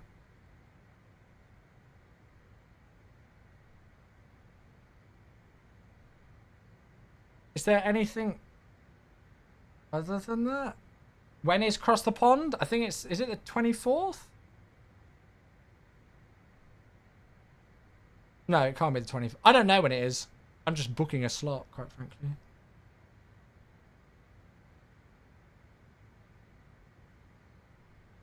God, lots of these are going quickly. 26th of April. So not this weekend, not the weekend, but the weekend after then, isn't it? Okay, let's get rid of that. Where should we go? What should we do? I kind of like the Helsinki to Montreal, you know. Although we did do Canada last time. Boston's nice, but Boston isn't great on performance. Chat, what should we do? I'm stuck. I'm stuck. I really want to do Helsinki. I made up my mind that I want to do Helsinki. I think Helsinki will be great for ATC. Helsinki to Montreal. I don't think I've ever done Montreal for... I don't think I've ever done Montreal for Cross the Pond, so it would be a new one.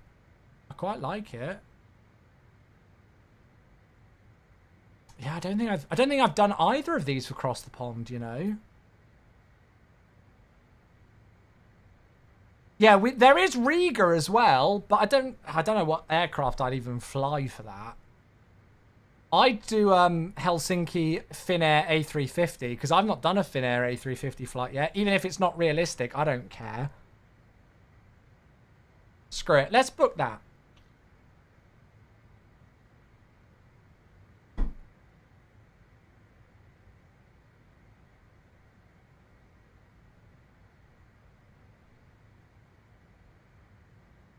Can I even find one? There. Book. Maximum flight level for your crossing. Should we say 390? What do we reckon? Yeah? Helsinki to Montreal? Do you reckon that's a pretty safe bet? I think we can always release it and then change it, can't we? I don't even know if I'm going to be able to do this, but if I can book a slot, screw it. Let's do it. Let's book it. So then we've at least got something. And then we've at least got something. Because we can always cancel it, can't we? I don't think I've ever done Helsinki or Montreal for Across the Pond. There's others, like there's Sao Paulo that would be incredible, but there's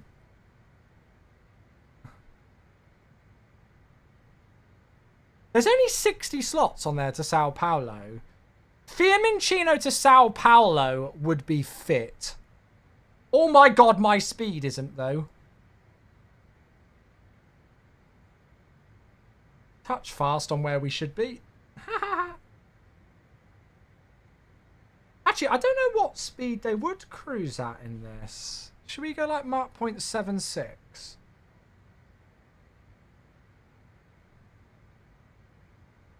TTP requires so much patience. There's going to be a lot of people who are unsure on VATSIM. Really? Nah, I don't think so, mate. I don't. What's changed for this one as opposed to last one? I guess MSFS 2024, but lots of people are already on the MSFS platform, so I don't think that's an issue. Yeah, Fiumicino to Sao Paulo would be an awesome flight. It would also be a very long flight. Riga would be great with the new scenery, admittedly. I don't know if I get good performance at Montreal. That's my only worry with that. But I've never done it before. And as much as I love Toronto, it would be fun. Yeah, I don't think I've done Montreal for Across the Pond. I'd like to do something like Helsinki to Washington Dulles, but I don't think that's a connection.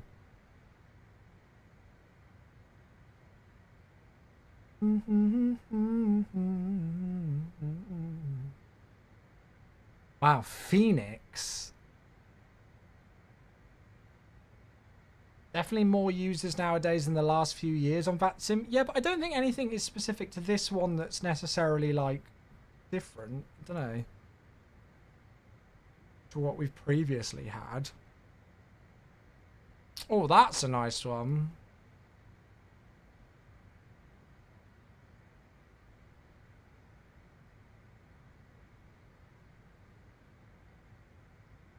I'm trying to have a look at... wait, is the UK on here? I've not seen a single one from the UK. Is the UK not in Across the Pond anymore? Oh, there's Manchester. So where's the... Wow, the first departure from the UK is at 11:30 Zulu. Is Dublin in? The first one out of Dublin is 11:48 Zulu. What in the world? Interesting. Right, chat, I just need to check my phone. Give me a moment.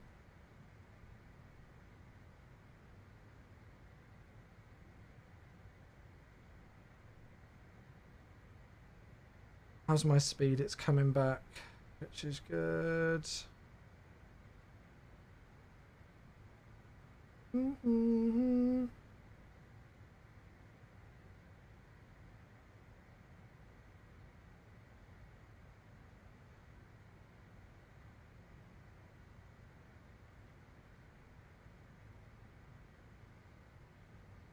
Right. 2 seconds. Sorry, folks. I can't do two things at once.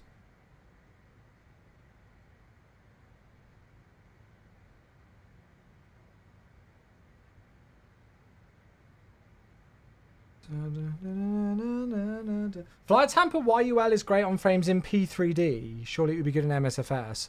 I don't think it is Flight Tampa Montreal. Isn't it MK Studios?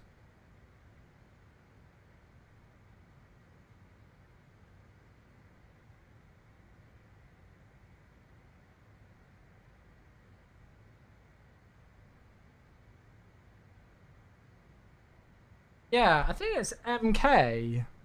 Is it in 2024? Does it work in 2024? I've not tried it. Right, there we go. Speed's come back a bit now. We'll just leave it where it is, I think. I'm not going to mess around too much with it. Look, I love this. There's so much traffic around Augusta at the moment. I love it. There's loads of other people doing flights as well. This is so cool. There's loads of other people doing masters flights. There's me. Okay, I'm kind of on my own here in the middle of nowhere, so we're good. We don't need to worry about other traffic. You're pretty sure all MK stuff is compatible for 24? Cool. Oh, well, that's good then.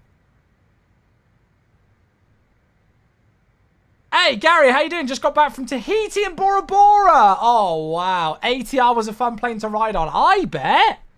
Oh, I hope you had an incredible time, Gary. Oh, that sounds beautiful. Hey, Lucky DK, thanks for the follow. Yeah, we're just having a look and cruise at VATSIM Across the Pond. I don't know whether I can actually do the event yet, but we're just having a look. Has it got the information about what airports are included? Oh, here we go. Oh, there's Vienna as well. And I've done Lisbon, Brussels, Berlin, Manchester, Amsterdam, Dublin, Orlando, Casablanca. Yeah, I mean, I'm going to still stay Helsinki.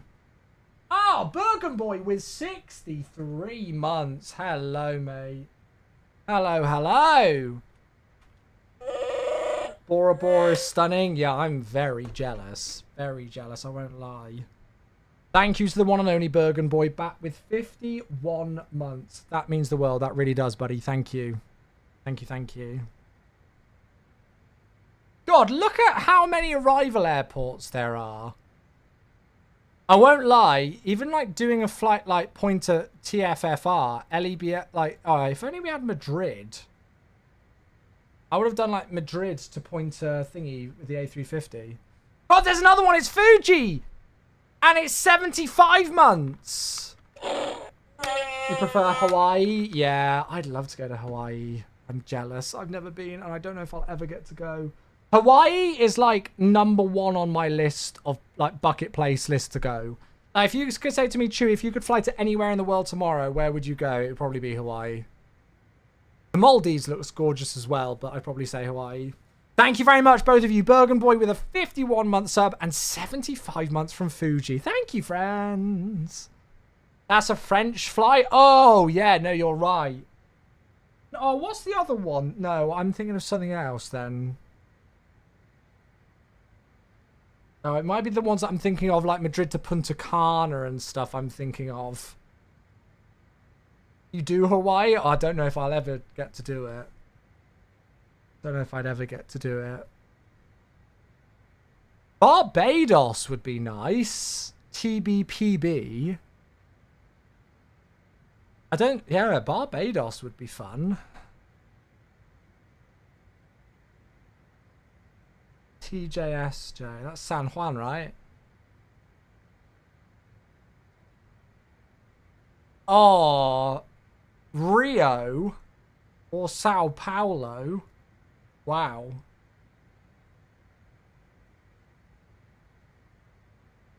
Oh, I didn't realize we could do this. That's silly of me.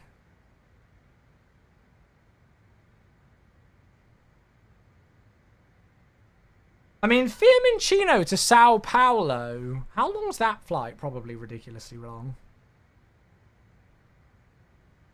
You had a 63-month sub? Wait, what did it say? 51? Oh, sorry, Bergen Boy. I see what I've done. It was 51 months in a row, but 63 months total. Sorry, I read the wrong thing. My fault. Blame my old age. Sorry, mate. Blame my old age. Could do that in ITY A350. I reckon that's a really long flight, though, don't you? Casablanca wouldn't be too bad. But the departure time's so late there. Wait, I swear there's less options here on what was just shown a moment ago. Oh.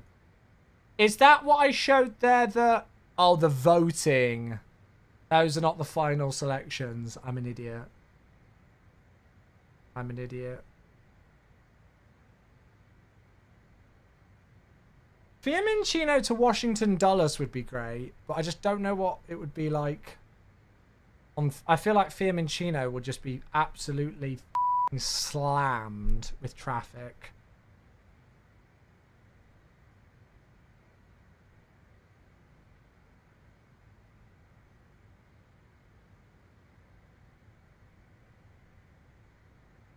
Miami would be nice. Miami would be a nice one as well. Barcelona to Miami would be nice. I feel like that would be a scenic arrival, wouldn't it? I mean, even like, you know, like Seattle. It's like hardly any booked. I'd like to do Seattle. You know Seattle's my favorite place, so I'd like to do Seattle, but it would be like a 9-10 hour flight, wouldn't it? I think. Yeah, that's a long flight. I remember we did Oslo to Vancouver once for Cross the Pond, and oh my god. That was so long. Detroit would be nice, but Helsinki to Detroit.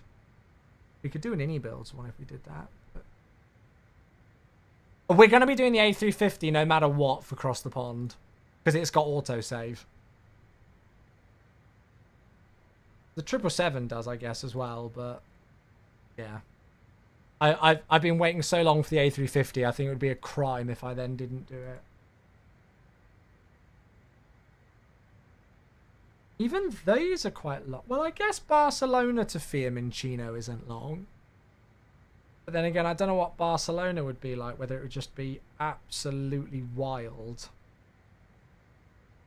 Just to see how many go for the A380. Yeah, well, this is it. There's so much choice. 777, A330, MD-11, A350, A380, 737 MAX like we did. The last Cross the Pond I did was the 737 MAX. That was great fun. It's interesting that it's Orlando and Miami. That's going to be a lot of traffic in that region. Last time I did Orlando for Across the Pond, all the ATC logged off. Phoenix as well. Good Lord above. I wonder what the longest flight is. This has surely got to be up there. This has surely got to be up there. Something to Phoenix. Oh, good song. Good song. Could do Boulder. MCO got picked because they always staff up well. Ah, okay. MIA finally have the staffing to do it now. Got you. Boston's going to be popular. Look at that. Look at all those.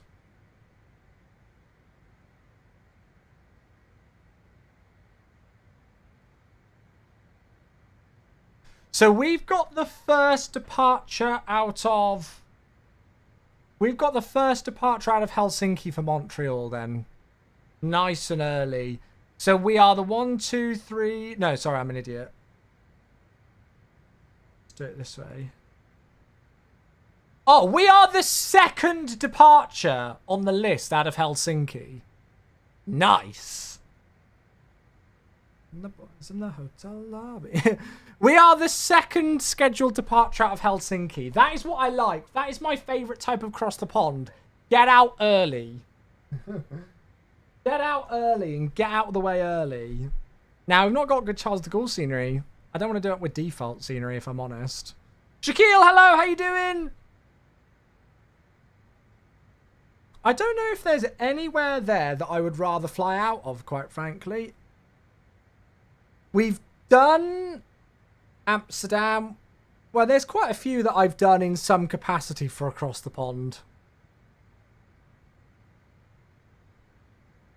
Not a clue what to do for CTP. Got your slot tonight. Mate, there's loads of choice. My slot opened up 3 hours ago and I forgot about it. And there's still loads left. I've now booked a slot with loads to spare. Yeah, I want to do Helsinki. We always get... There's always so lovely to me normally on VATSIM. So I'm definitely doing Helsinki. Definitely going to do Helsinki. So these are the options from Helsinki. We've already booked Montreal. More than happy to keep with Montreal. But if we did want to change it, we could do Detroit. But I feel like you folks would rather see Montreal than Detroit, maybe.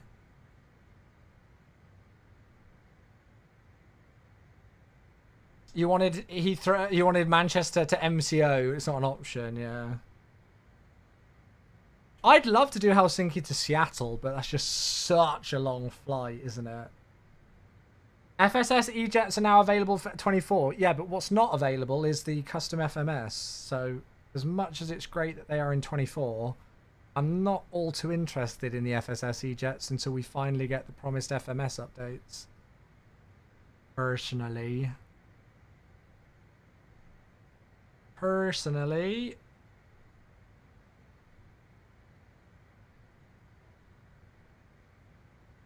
Oops. So we've got to be one of the first. Yeah, we're the 1, 2. 1, 2, 3, 4, 5, 6. So we're the second departure out of Helsinki and the 6th arrival into Montreal. So it should be pretty. We should be at the start of the pack, really. Right. Well, that's what we've got for now. We've booked that slot. Okay. We have booked that slot. Whether I'm actually... I don't even know if I'm actually able to do the event, but I'm quite happy with that flight. Finnair A350 Helsinki to Montreal. I don't think that'll be too long of a flight. I think that'll be a nice one to do.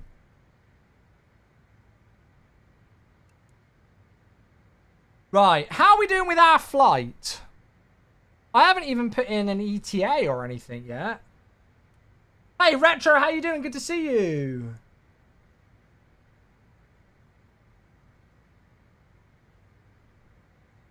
When did we take off?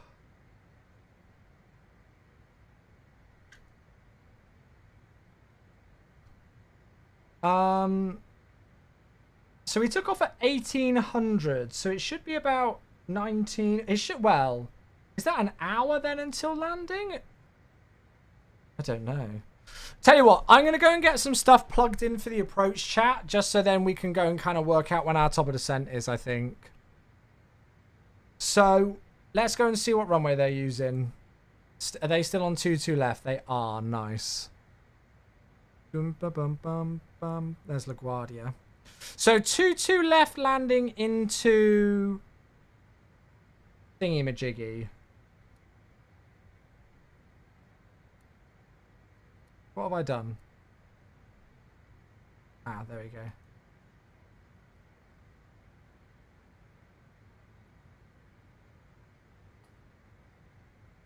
So that takes us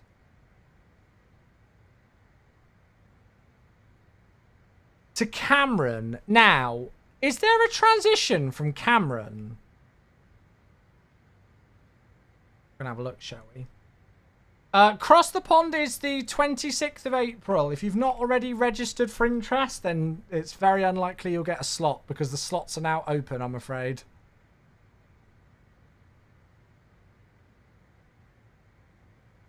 Yeah, I've never done the 1-3. Oh, there we go. So it's expect vectors, yes. So it would be it would be headings, wouldn't it? Which is a bit of a pain. Belmont visual. Right, ILS 22 left. Could I take... Where's Norton in comparison to Cameron? Could I use that as a thingy? Jacques, thanks very much for the follow. Thanks. Hirohito's here. Good evening. Hello. How you doing? You get yours tomorrow, so I think I'll have plenty of got options. Yeah, you should have still loads left to go.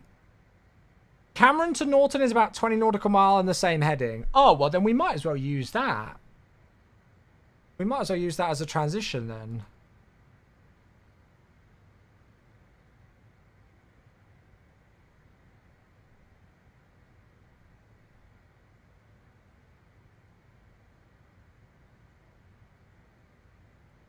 Oh, that's perfect. Look at that.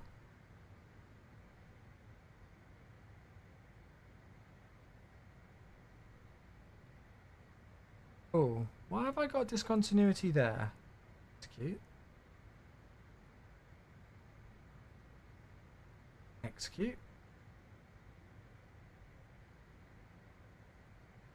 Okay, so let's check through this then.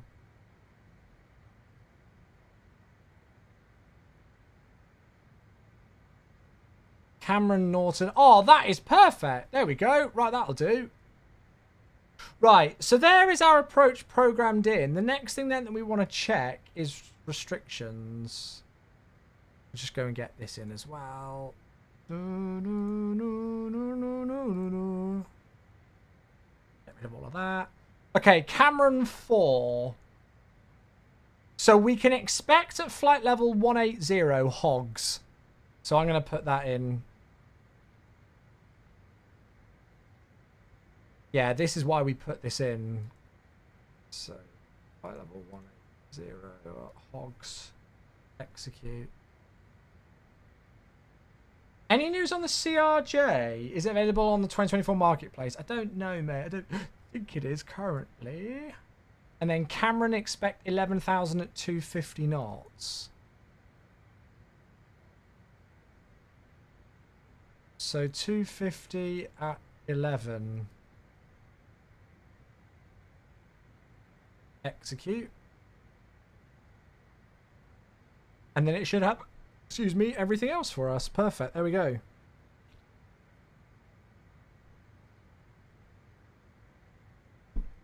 Well, there we have it. That's our descent profile programmed in perfectly. So it's saying we're going to be landing at JFK in 40 minutes or so. We've got a stonking tailwind. I've only just seen our tailwind. We're cruising at 500 knots. I am a little bit fast on where we should be, to be honest with you. I've not been watching the thrust much, but that's my fault. Cool, so we're going to have a look at when top of descent is shortly.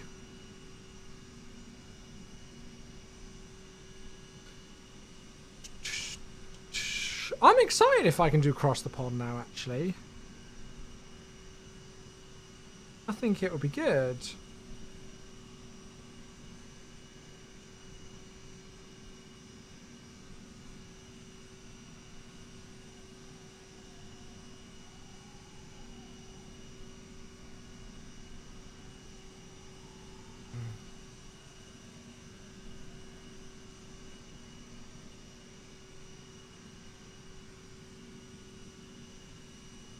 Perfect. Right. Anything else that we can do? So if we go and have a look in the... where is it again? It's in MFD menu. No, it's not. It's in direct intercept there. So it's hogs. So when this is at 2,800, this figure here, that's our top of descent point for hogs. When that's at 2,800... and then you descend at 3,000 feet per minute at idle thrust, apparently, is what it should be. Now, the ILS is automatic, isn't it? But the frequency is 110.9. I'm going to put it in anyway.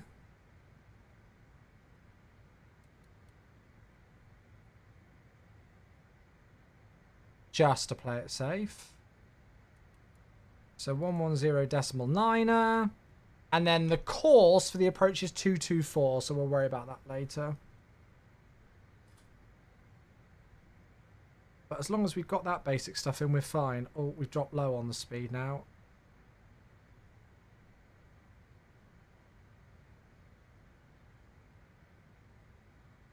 We're a bit slow now.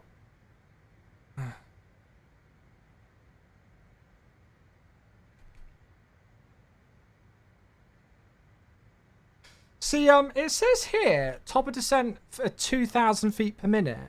But your Sim CFI says they descend at 3,000 feet per minute. So it says top of descent, 121 nautical miles.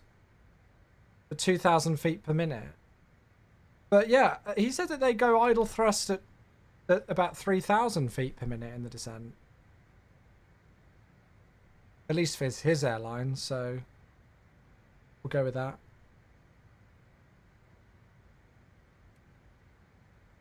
Let's add a bit more thrust in. Did you set your descent path angle to 4 degrees? No, it's on 3 degrees. I'm guessing that'll be why. Is that what 4 degrees would be?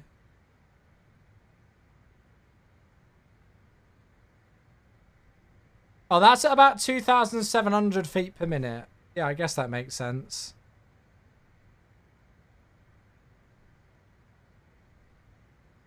Cool. Right, well then we'll leave it as is.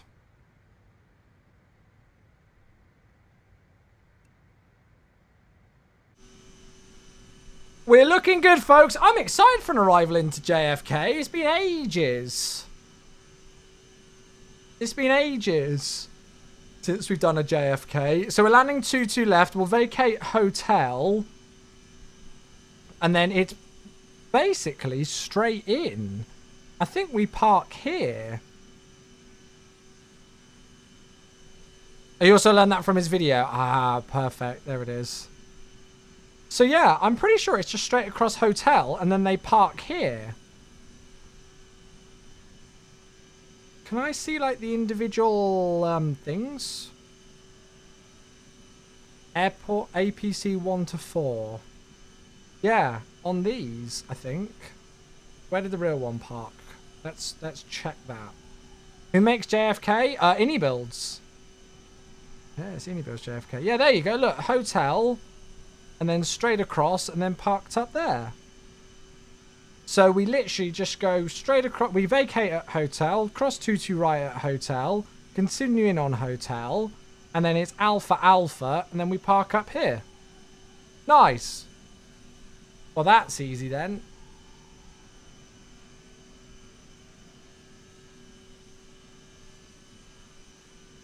That's easy enough. Looking forward to seeing it. Yeah, it's not built in 2024, but it works nicely. Works nicely. Or I mean, like, I've loaded it in 2024, the 2020 version, and it's fine. I swear the last time I touched my thrust levers, the fuel flow was at 1800 and my speed was fine.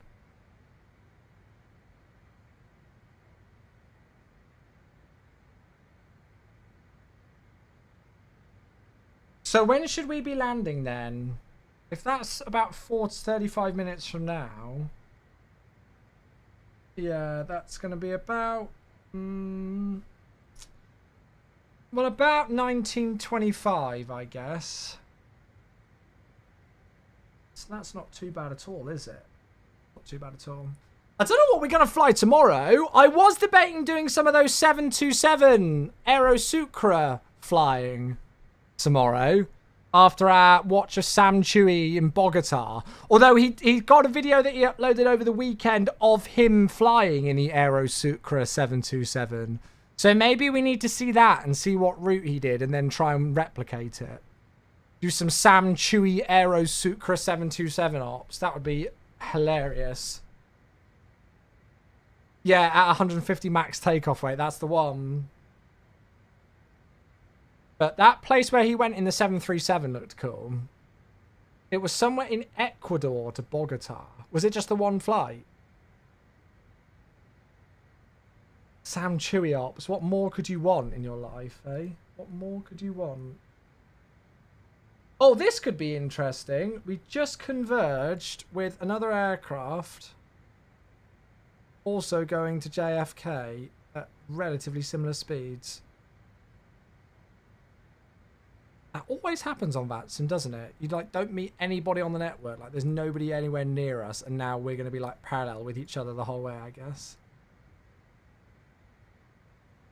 VatSpy still works. Yeah, I still do use VatSpy. I do have Vatsim radar, but I still do use VatSpy. I don't know why. I think has Vatsim radar got an app now? I think it does, doesn't it? Maybe I should just switch to that.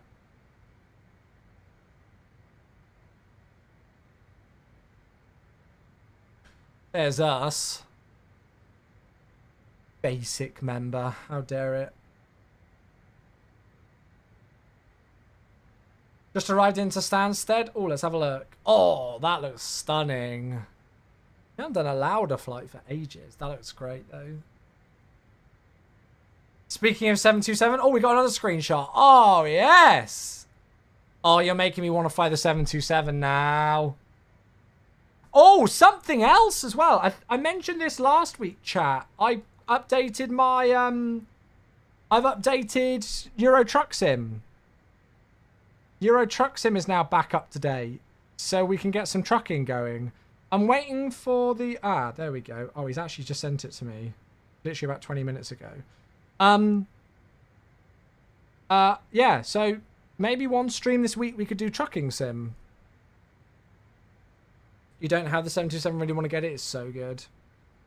So, would you guys like to see a trucking sim stream this week? I'd quite like to get back into trucking semi-regularly on stream. Yeah? I was watching Murph do like convoys the other day, and it looked absolutely hilarious. I don't quite know how difficult. I don't know how difficult like convoys are in terms of mods and stuff, and how easy it is to set it up.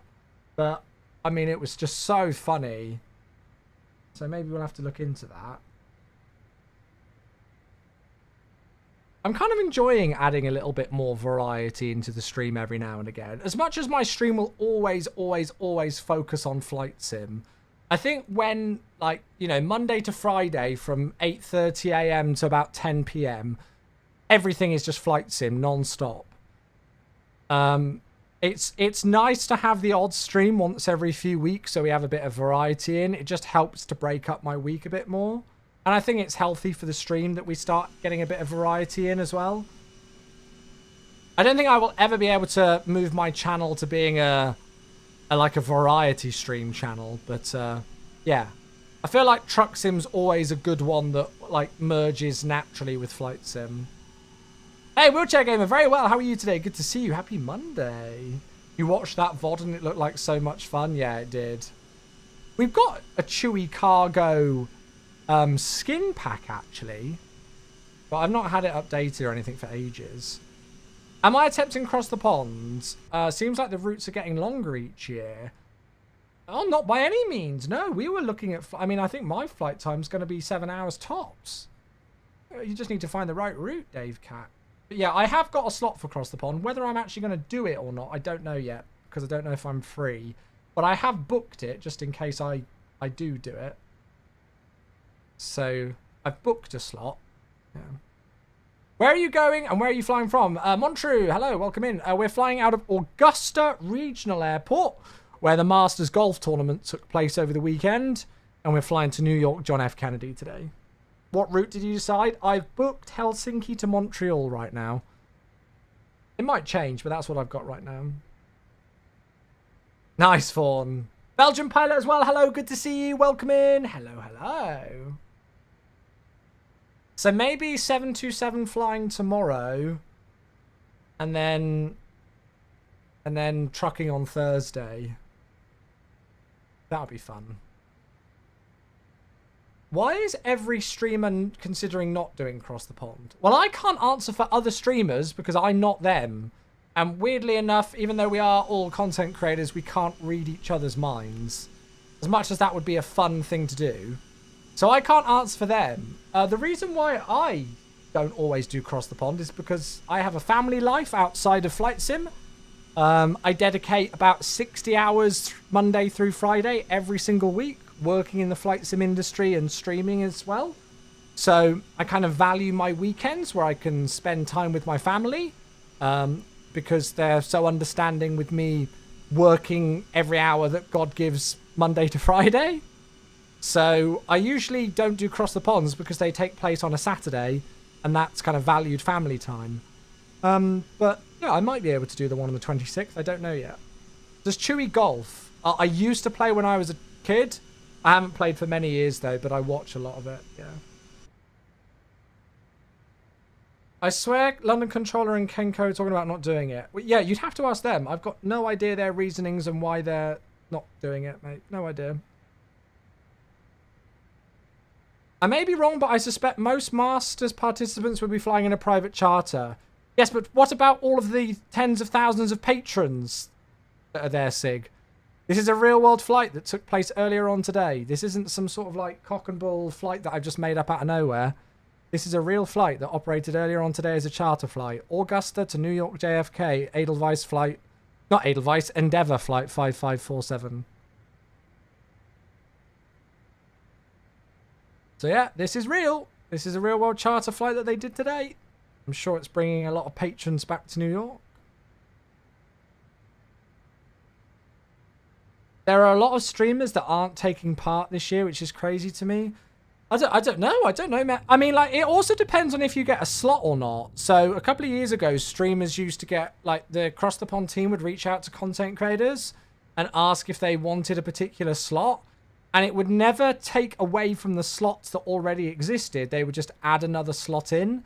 So like the CTP team would reach out to me and go, hey Chewy, are there any routes that you would like to do this year and any rough departure times that you would like? And I say, hey, I'd like to fly either this route or this route, and here's my kind of departure slot time that I'd like to do. And they'd say, okay, leave it with us, we'll take a look.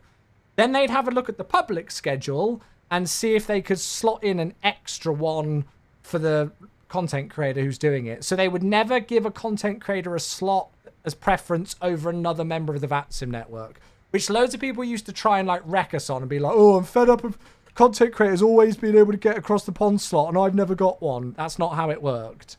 It was about as fair as it could possibly be.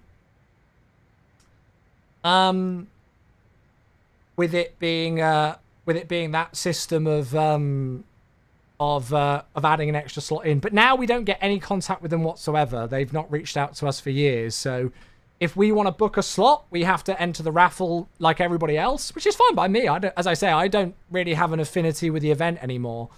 But I did the last event, and as I say, I've booked a slot for this event in a few weeks. If I'm not able to do it, then I'll open up my slot and somebody else will be able to do it.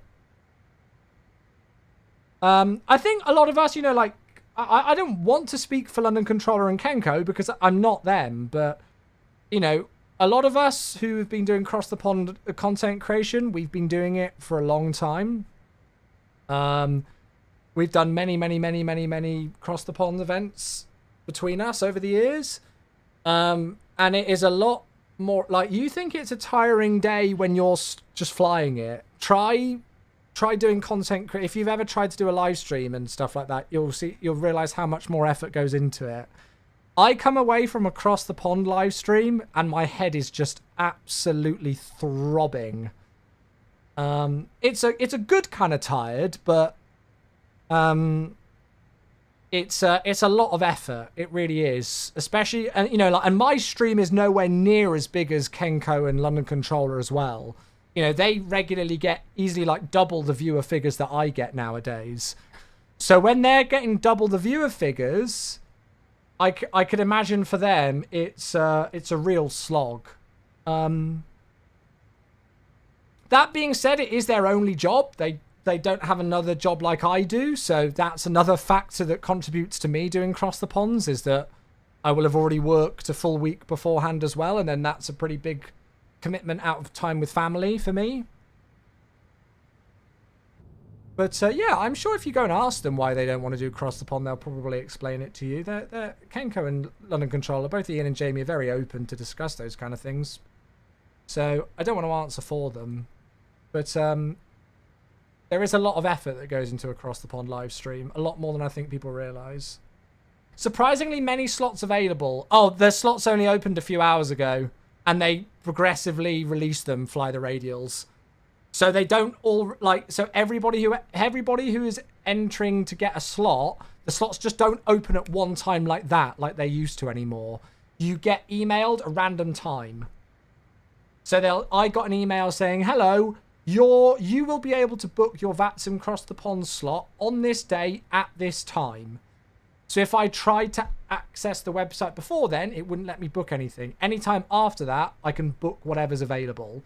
So like there will be some people who won't be able to book a slot until like 3 days time from now. And there might not be much left. But yeah.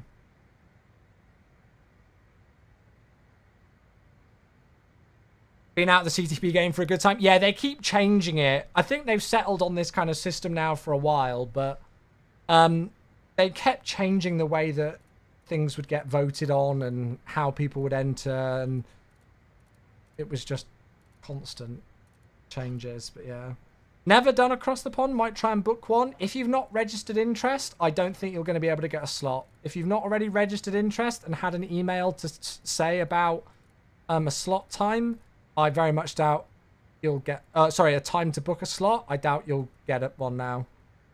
Unfortunately, lots of people are kind of like debating, oh yeah, I think I might do it. It's probably already too late. You have to register your interests, so... Not this one, but in the future, yeah. I recommend doing them if you've never done them before. They are good fun. the events are way too chaotic for me. I think, in the greatest of respects, Cross the Pond is nowhere near as chaotic as it used to be. VATSIM Cross the Pond with voice oceanic reports on the old VATSIM voice codec, that was chaotic. That was unbelievable. How the hell we used to do that to this day, I do not know. Oh, there's top of descent, chat. There is top of descent. How we used to do that, to this day, I do not know. I really don't. But now, when the ATC is a lot more organized, you've got a lot more CPDLC integration, the slots and the airport choices is a lot wider than it used to be. And added factors like, you know, the POS reps being done online now, your oceanic clearance being done online and not on voice. All of those things. Cross the Pond is so anti-faff now. It's nowhere near what it used to be. It's nowhere near what it used to be. It can still be busy. And, you know, and you've got to keep your concentration face on, but... yeah, Cross the Pond is nowhere what it used to be. It used to be pretty ridiculous. Right, so we want to be 2,800 at Boton. It's saying that we're going to be... I mean, I've got 2,700 in. Airport and terminal ATC is way overloaded. I think it's a lot better now because they are so strict with people having a slot. And...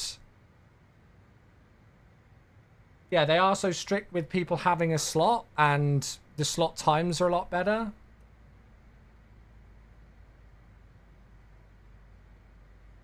In the real world, too, it's probably really simple. Yeah. Oh, sorry about the Elgato thing. Hello? Uh-oh, that's not good. I'm hearing things disconnecting and reconnecting. Oh, we're back. Okay, I've got no idea what that was.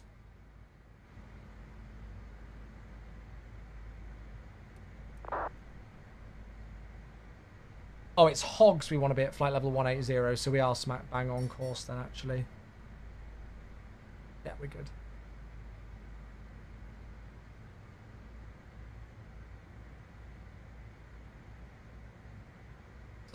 Slots are dropped frequently a few days before the event. Yeah, that's true. That's another factor as well that lots of people don't think about. New York traffic, Amerijet. Yeah, that's another thing as well, because the you have to confirm your slot a few days before the event, and if you don't, then they'll give up your slot and somebody else can have it, which I think is a good method.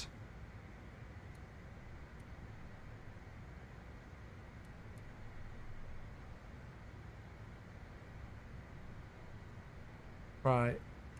I don't know why we're so slow. I mean, I'm descending at 2,700 feet per minute and having to put in frickin' like 80% N1 just to match speed. That's ridiculous. Motherboard and processor. I would definitely go AMD for your processor and go the X3D line. AMD X3D CPUs are pretty consistently top-notch. In terms of... in terms of motherboards, God, there's about 8 million choices out there, mate. It depends on the processor.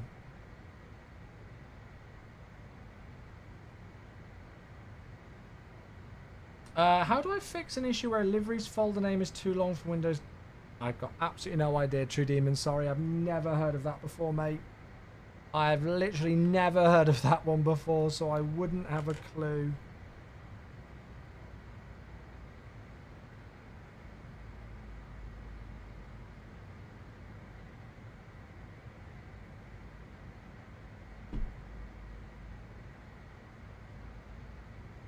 Right, so down we go. Oh, let's check the weather into JFK. So the wind's 210 degrees, 10 knots. Few clouds at 12,000, broken at 25,000. Temperature is 17, dew point 3, altimeter is 29 at 82. Cool, that sounds good to me. 2982. Heathrow Tower can get way worse on a regular weekend when there's a sole controller on. Yeah, that's it. That is it. I'd rather be in CTP where everything is staffed and organised, staffed like an event, than not.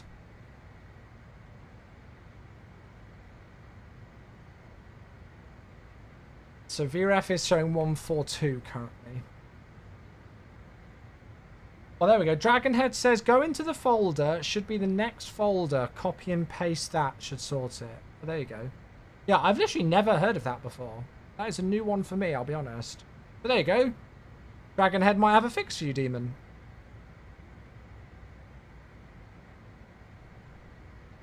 Hopefully that works. Right, what is the KJFK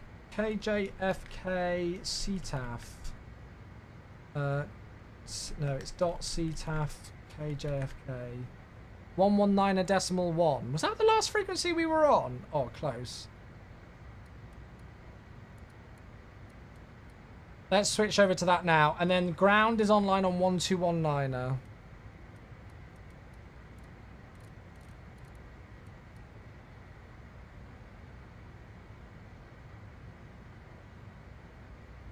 So after Hogs, our next restriction is Cameron 250 knots at 11,000 feet. Good. So we're looking good on the profile then.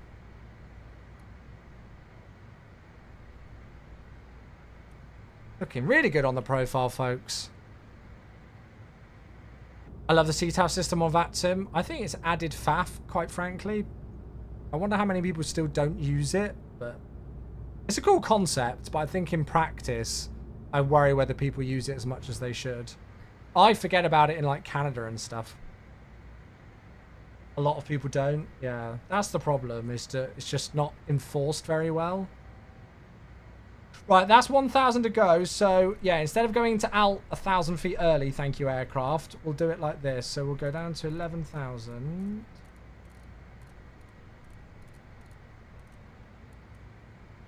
And then we'll slow down the descent rate. And add some thrust in. So, altimeter 2982.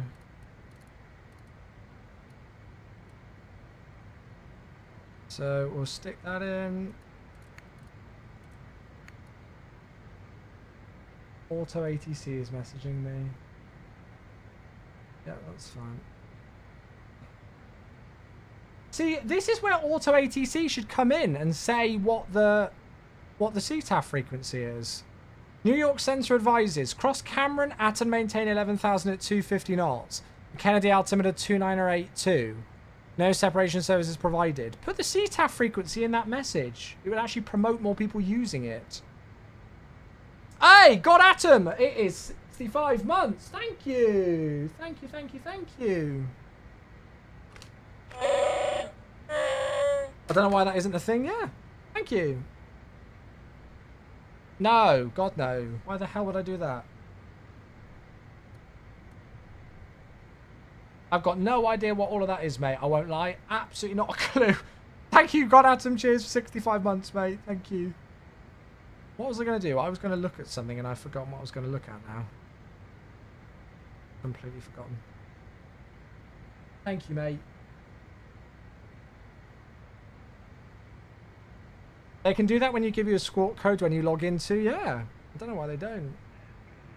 Oh, Star Wars Celebration. Oh, yeah. I won't be watching any of it because I'm sad that I'm not there.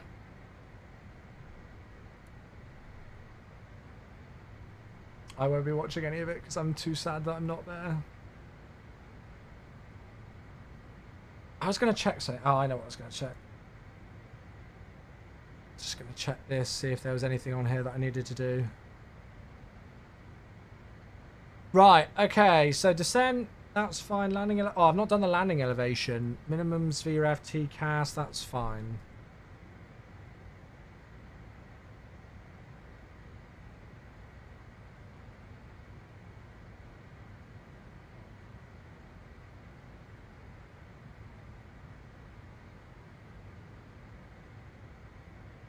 Aerodrome elevation is 13. I will leave it then.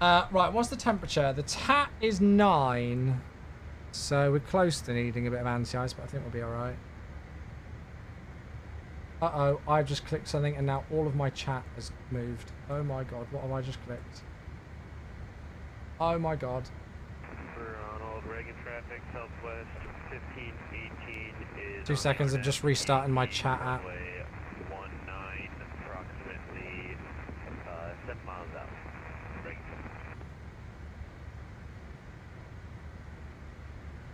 Navigraph keeps traffic. Oh really? 787 Fly, hello mate, how you doing? Sorry chat, I'm just trying to get my chats live again.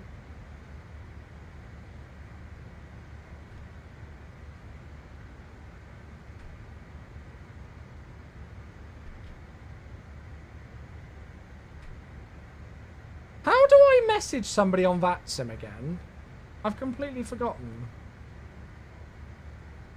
They're at 4,000 feet. What are they doing?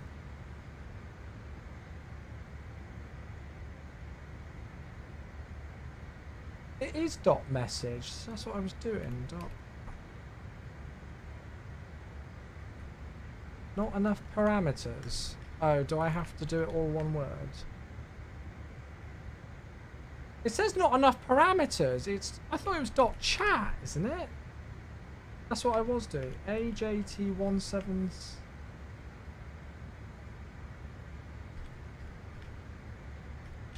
It's not then even coming up with it.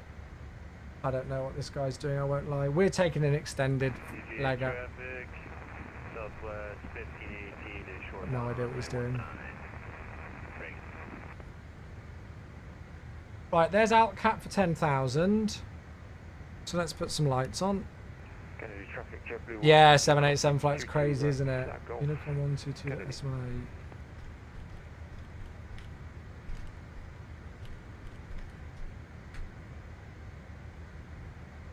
Yeah, see, a perfect example. This person doesn't know what CTAF is. They're on Unicom 122.8.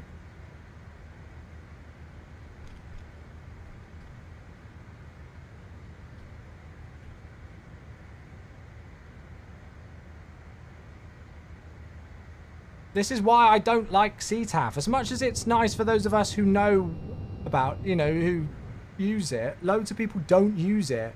So then it actually becomes more of a workload because then you're trying to coordinate traffic over different bloody frequencies. The whole point of CTAF was to stop, you know, like congested airports with mix of traffic reports at the same time. But it's completely counterintuitive because now you get people who are trying to organize traffic between Unicom and the CTAF frequency. So it's actually worse.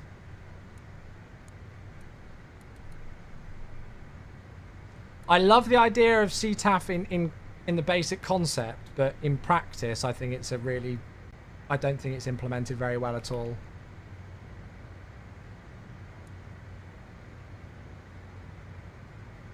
When there's no ATC, I have to go on the original tower frequency in state landing. Yeah, so, you know on Unicom, when there's no air traffic control, you would give your intentions. Tell you what, let's do it now.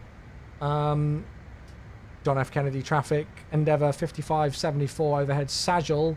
For the ILS 22 left approach, will report turning final, New York JFK. So, I mean, that was an incredibly rough call. But, so you would normally do that on Unicom, right?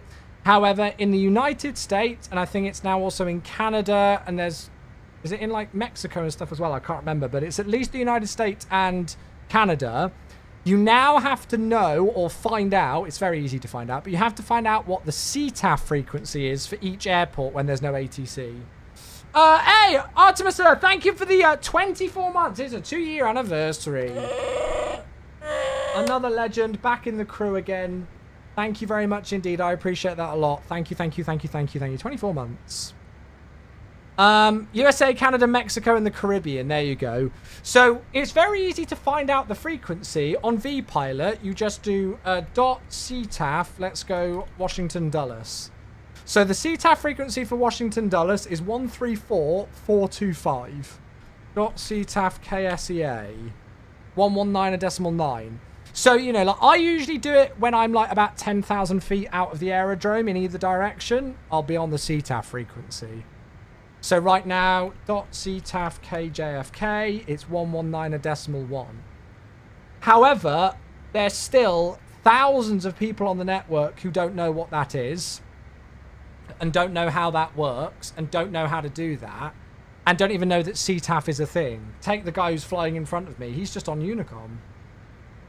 I guess you could monitor both frequencies, both Unicom and CTAF, but that just completely renders the whole point of even using CTAF redundant, then, if you do that, in my opinion.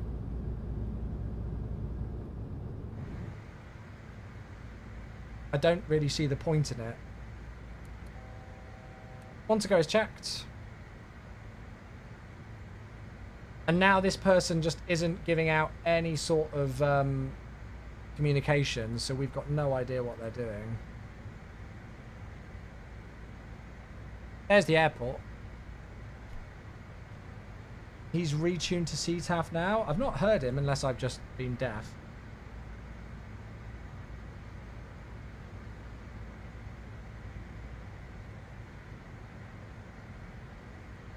New York traffic, Amerijet 176. Oh, hello! Oh, the autopilot's disconnected, that's why. The Cameron for arrival, turning left base, ILS 22 left. Okay, so he's now turning base. Cool, good. Sorry, I'm just going back up to 7,000 feet because the autopilot disconnected again. All of the airports in the US have a CTAF, so it's 100% aligned with real-world operation. I get that. I get the premise. That's not my point. You've missed my point entirely. The premise of it, to bring it more in line with real-world operations, is fine. But in practicality, on a network like VATSIM, where you can create an account and be on the network 2 minutes later, it doesn't work. I don't think people realise the premise between... the difference between premise and practicality. Those are two completely different things on the network. And unfortunately, you'll get... As is a case and example is exactly now. I don't want to keep calling out this guy because, you know, I've been able to help him find out about the CTAF and he's now on the correct frequency. But lots of people don't realise that CTAF is a thing still, which I guess is their own fault that they've not checked that. But I just think in practice it's more of a faff constantly having to chase around other people who aren't on CTAF than it actually is if we were just all on Unicom. Do you know what I mean? I get the premise of it trying to be more in line with real world procedures and all of that. Yes, that's fine. That's not the issue here though.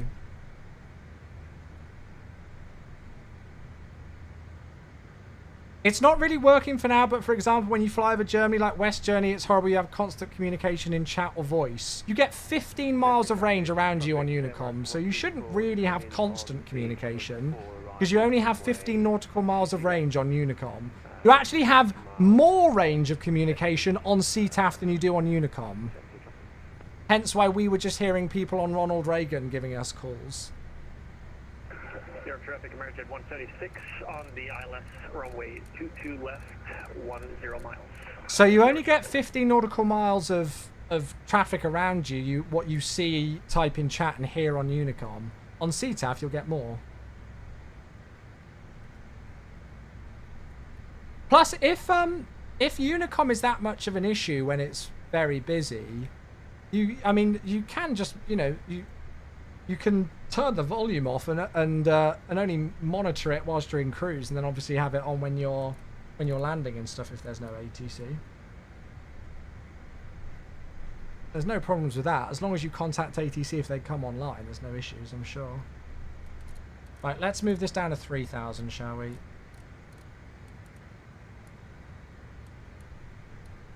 I'm just kind of watching this person and just being very careful with what I'm doing here. Hope you're well, Tavers. Good to see you, matey.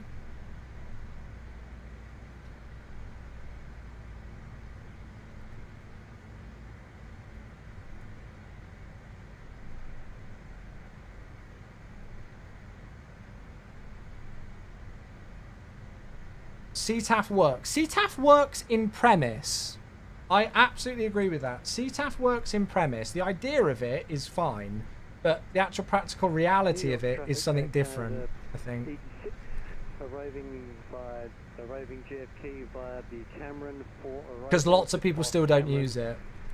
Even though it's certainly not a new implementation that's only just come in. I'm going to start to slow down. Air traffic, Embraer Jet 176, established Let's go flaps runway on. 22 left, 8 mile final. Right, air traffic.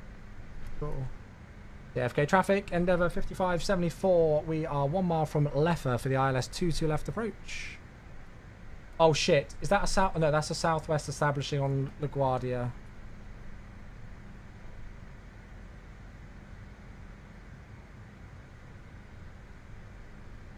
And then what we're going to do is we're actually going to go into heading select chat because it's much more preferable to capture ILS. If this is a real world thing as well.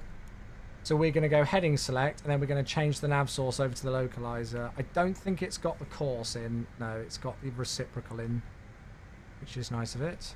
Why has it got the reciprocal course?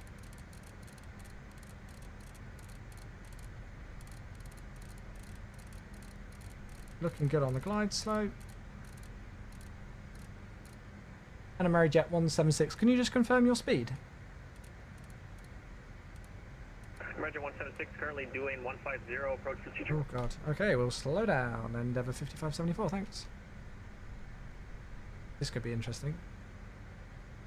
Oh, I think we've got speed actually. No, we're fine. Kennedy traffic, Amerijet 176, 3 mile final. Okay, they're 3 miles. We've got loads of room. Good.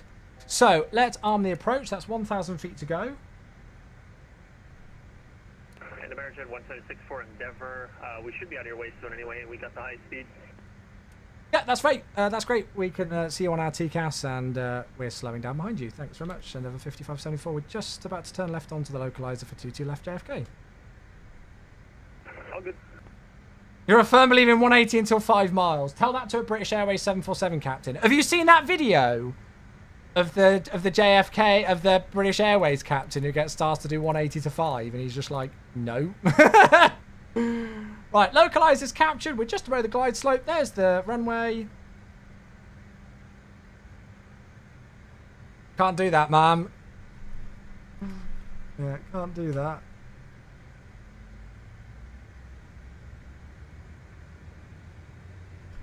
John F. Kennedy traffic, Endeavour 5574 is ILS established, runway 22 left, approximately 11 miles, speed 170 knots.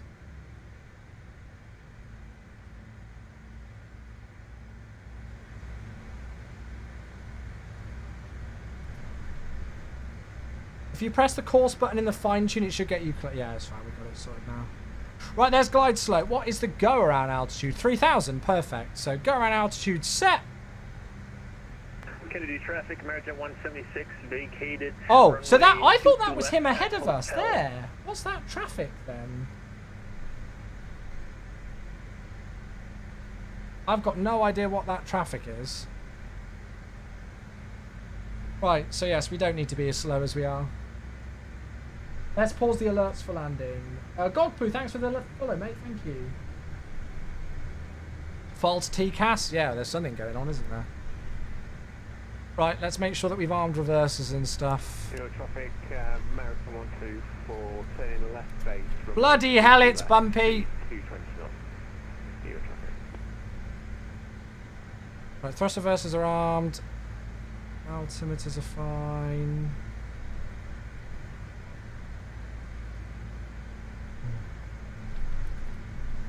Let's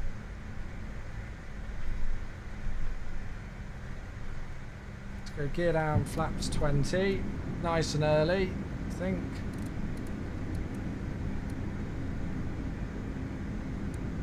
Get all of that on. BRF is 142. So 147 then is what we're going to aim for. We've got 6 miles. By the way, this aircraft is incredibly sensitive on pitch. I've not got any joystick sensitivity things in, so wish me luck.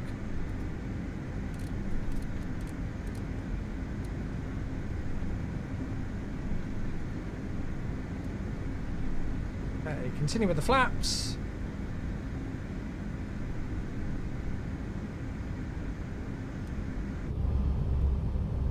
Look at that view. That's the Samsung 3D New York cityscape over there. Look at that. Just watching our speed now. Okay, so reversers are armed, landing gears down, flaps are 45. Let's go. JFK traffic, Endeavour 5574, 4 miles, ILS 22 left. Wish me luck. Where can I download that plane? This is the Aerosoft CRJ, which is available for MSFS 2020 and 2024. So that's what you need to search for, the Aerosoft CRJ.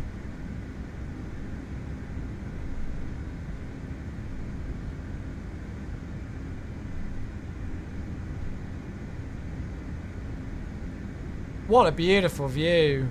I wish I could spend more time looking out the window, but kind of need to land the plane.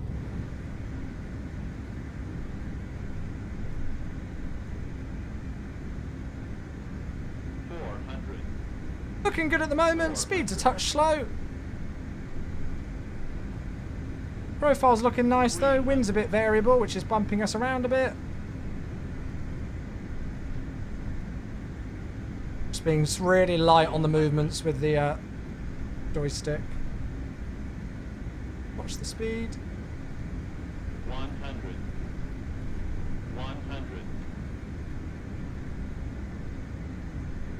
50. 40. 30. 20. 10. Zero traffic, American Yeah, we'll take that. 134, turning on final now for runway 2. Come on, nose, get down. Thank you. Zero traffic. Cool. Speed brakes up. Reversers are green. There we go. Nice! What a lovely flight that was. We easily make it off at hotel. Forward idle on the reversers. I love this Boris sound pack. So good. Well, ladies and gentlemen, welcome down to New York John F. Kennedy. That was great fun. What is that? Philippine Airlines A350. Nice. Kennedy traffic, Air Canada 86, making left base turn for runway 22 left. 3,700 feet. Air Canada 86. I think you've just cut in front of another aircraft who was trying to approach in. Roger, I'll break off. Yeah, we're about to have a TCAS, but He's literally just yeeted in front of him. Oh, that's a lovely stutter, thank you. JFK traffic, Endeavour 5574, vacated 22 left at hotel, crossing 22 right at hotel. At least he's on CTAF. There we are, welcome down everybody. Yeah, this is the Innie Builds JFK scenery, which I don't even think is like marked to be compatible with 2024, but it works.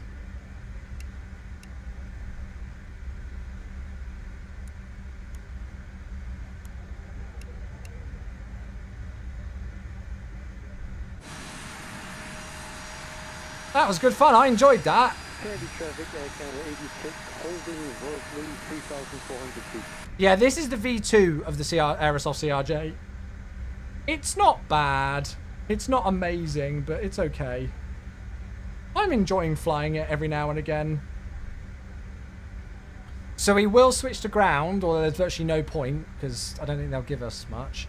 And then we're going to go and park on A12A, or A10B. American 124, 5 miles to run, so Air Canada probably good now to So it's Terminal 4. Oh god, what concourse is it? A concourse. Air Canada 86. Yeah, I'm on a 4-mile final now, so you probably Oh good shit, now what the to, hell? Follow. Oh, I pressed the wrong button. Roger, so continue. Left So base there. A, and then, oh, okay, I see. So I think it's 12. Go with that and hope that that works. JFK traffic, Endeavour 5574, crossing runway 22 right at hotel. Hughes Delta connection CRJ 700 pack just dropped. Nice. Right, I'm going to get the APU going because it's not actually far to go.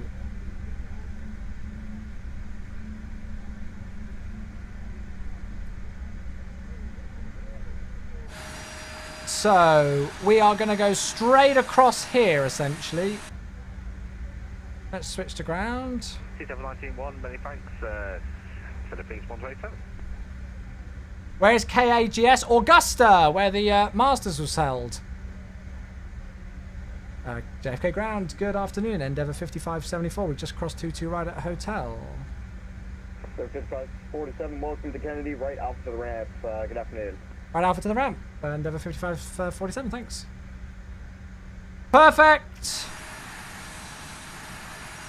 So we're just going to go left here onto hotel and then into the ramp. Are we doing the flight back? No, mate, it's the only one today. The Air Canada pilot has 1 hour total VATSIM time. Well, full credit to him then for doing exactly what he was supposed to do. He was on CTAF. He called out his intentions, which made me realise that he was cutting up another piece of traffic. And then when he also realised he was cutting up another piece of traffic, he split off. So for only having 1 hour's total time on the VATSIM network and doing that, all credit to the Air Canada pilot. Great job. How many accounts have you got? 494545664646. How many accounts have you got? Goodness me, thank you. Yeah, so for those of you just joining in, we've done a real-world charter flight that took place today with a CRJ flight from Augusta Regional Airport, where the Masters Golf Tournament was just held over the last weekend. And we've flown to... Am I going to be able to cross here? I think I am. I don't even know if I'm on the right thing. I hope I am. Whatever. And we've flown to New York John F. Kennedy. So this is one of the chartered flights that Delta Connection and Endeavour have put in place to fly patrons, I'm sure, back to New York. There's loads of flights all over the place. Lots of private jet flights and things as well, but yeah. Oh, this doesn't look to match. This is where we want to park, but I don't think the jetway's it. Oh, God, look at the Philippines going. Oh.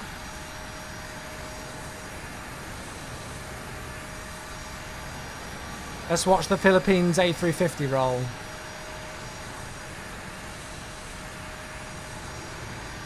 Oh, they've stopped.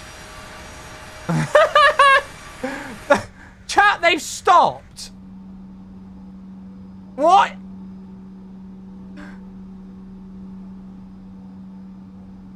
What in the world? Yes, well, the stands don't seem to match up as they should. Did they just reject? Or what? Okay, so we actually want stand 17. I don't know why this isn't correct. Terminal 4 Concourse A, 17. I feel like that's not correct on the scenery. There we go, that's better now. Right, taxi light off. Let's pull into the stand.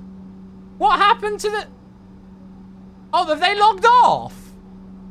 Oh, no! Oh, dear. Chat, can we get some rip pals in the chat, please? Oh, dear. Etihad to our left. Oh! Etihad A380. Yes. Sim crash, maybe? Oh, I hope not. You got hacked, you think? Oh, dear.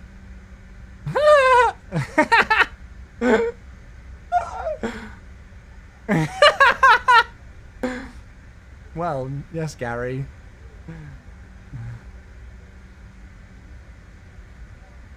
You say so, mate.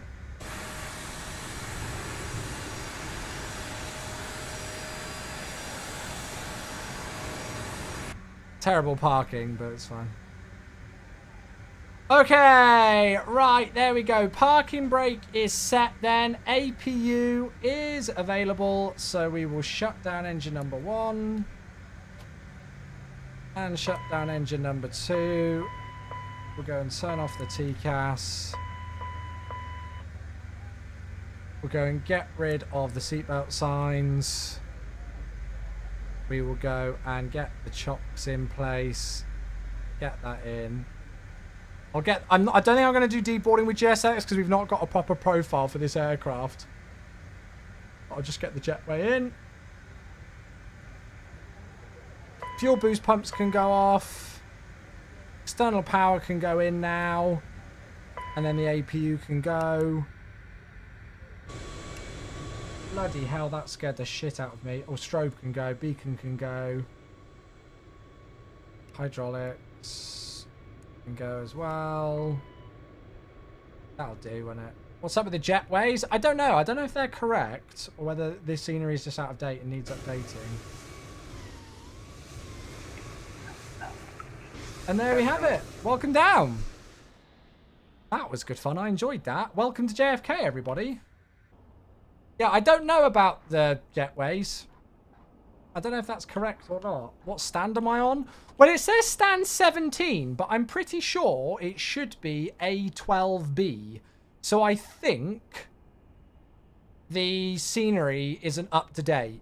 This is the Builds JFK scenery for MSFS 2020. It's not been updated for 2024, so maybe it's all changed. Maybe the stand numbers have changed. God, look at the size of the A380 compared to our CRJ. We've not flown the A380 in months. We need to give that another fly. The last time I tried to fly the A380, we had that horrible frame generation thing where it was stuttering. I've not touched it since. Yeah, you got the Samsung 3D New York cityscape over there in the distance. So yeah, Jefferson charts have it as 17. Oh really? Have I parked on the wrong stand then? No, because there's the tower. That's weird, isn't it? It's 17 on Navigraph charts. I've never seen that before. Yeah, that's correct, Mr. Speedbird. You remember well, mate. We're definitely in the right place because there's the tower and we're here on the A concourse. So I'm definitely on the right place, but that says A12. Well, yes. Don't ask me how that works. Also, don't ask me how this works. Gary just floating.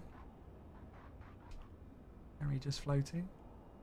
Get a nice view. Right, let's go and have a look at Valanche and have a look at the landing report, shall we? Love your accent. Oh, thank you. I love yours. Sorry, I don't know how to take compliments. Right, let's have a look at the flight review then. There we go. We have successfully flown patrons back after celebrating Rory's roar at Augusta over the weekend, winning his first Masters and green jacket. Beautiful departure out of Augusta itself. We actually flew right over the top of the golf course, so that was really cool. So we got a nice runway 35 for departure. Thanks so much for the ATC that we had there. We had tower and departure at Augusta, so that was a lovely surprise. So big thanks to the ATC that came on there even. And yeah, we flew right over the top of the golf course, so that was really cool. And then flying eastbound past Charlotte and Raleigh Durham, say hi to Riley. And then up the eastern coast past Philadelphia. And there was our approaching nicely onto 22 left. Looking at the landing itself, looks like we were nice on the center line and nice on the markers as well. And the landing rate was... Oh, that was heavy. That didn't look like a 366. Wow, I am surprised. Everybody was like putting chewy butters in the chat. It was a 366, 1.05 G-force, 1 hour 38 minute flight time, exactly 2 hours on the block time. I'm very surprised at that. Mine was 3602, must be the wind. Yeah, we'll blame it on that. Slammed it. Well, a 360 isn't a slammer. A 366 with a 1.05 G-force is by no means a slammer, but, well... It's not our lightest landing in the CRJ. But vacated at hotel as planned, straight in across, and then parked exactly where we wanted to. So, I mean, I thought the landing was pretty spot on. It's a slammer. Wow, you guys are brutal. You guys are brutal. Well, it is a slammer. Oh, goodness. Oh, no. Oh, dear. People are losing points, chat. So in the predictions, what was it? 9 people... voted 31,000 points that it was going to be heavier than 250 FPM. That was only 14% of the total points. Because 7 people with 196,000 points are going to lose 86% of the votes. Oh, I'm sorry. Whoever those 7 of you are who put 196,000 on me landing lower than 250 FPM, I'm afraid on this occasion, it's been quite a while since I've clicked yes on this, to be fair, but on this occasion, according to Valanta, we landed above 250 FPM. So, there we go. Well, the 9 people who were very cautious with their bets, it's paid off for you. I do find that quite a lot. Like, it will be quite split between the amount of people who will bet in either direction. You know, so we had 9 say yes, 7 say no. But only 31,000 points on yes and 196,000 points on no. I do find that people are more willing to bet higher points on me greasing it below 250 FPM than, you know. I think it's the mentality of, oh, well, if he does a slammer landing, I've only lost a couple of thousand points. I think that's the mentality people put in. So I'm sorry. I mean, I thought it was a good landing, but apparently Valanta says it was a 366. So there we go. Flight level 310 just won 87,000 points. And how many did you bet? You got 87,000 points. How many did you bet on? That's hilarious. Oh dear. You need to bet 500,000. Oh my god. 12k. Wow. 75,000 point profit then. Love to see it. Whilst poor old Coots just lost 50k. Sorry, Coots. Sorry, Coots. You can't grease them all, chat. You can't grease them all. Enjoying the North XL PC case. Oh, it's so good, isn't it, Hornet? Absolutely. Right then, my friends. Well, there we have it. That was a very enjoyable flight. I hope you all enjoyed that one as much as I did. I feel like I'm going to go to bed now, or have a shower and go to bed, and probably watch more Masters content. I'm so all over the hype of the Masters still after Rory's victory yesterday that I want more. So, yeah, I hope you enjoyed it. It's nice when we've got like a real world event that then we can theme into the sim. So maybe I'll try and do this more. If there's like a sports on or like a big music, like Coachella's on right now. I wonder if there's any like specific traffic going in and around Miami, is it, for Coachella? Do you know what I mean? So yeah. Masters, golf or snooker? Oh, golf any day. Hey, flight level 310 with the 8-month sub. Thank you. Thank you. And Calculus Lane, thank you for your follow as well if I missed that. I appreciate that. Flight level 310 dropping an 8-month sub. Thank you very much, my friend. That means a lot. That really does. I broke Rory's trophy. Oh, I somehow don't think he'd be flying Delta Connection with the trophy. I somehow don't think so. Yeah, so, yeah, maybe we'll try and do this more often if there's like a big sporting event, you know, like the Champions League final coming up and those kind of things, or you know, or any sort of like significant events that link to real world aviation traffic. Maybe we'll try and do more of these. So yeah. Right. Okay. I am going to finish up there for the evening. We will be back tomorrow. I'm not too sure what we're going to be doing tomorrow. Maybe some 727 flying if I'm in the mood. Maybe something else. We'll see what I'm in the mood for. I'll have a think tomorrow. All right. But yeah, should be live at normal time. So anywhere between about 5:30, 6 p.m. UK time. For another evening fly. All right, my friends, I hope you all enjoyed tonight. Thank you all so much for tuning into the first stream of the week. Appreciate you all tuning in. Thanks to those of you who flew with us on VATSIM and the ATC that we had today, as always, much appreciated. And we'll see you all tomorrow. All right, folks, enjoy the rest of your Monday evening. See you tomorrow. Good night. Happy landing.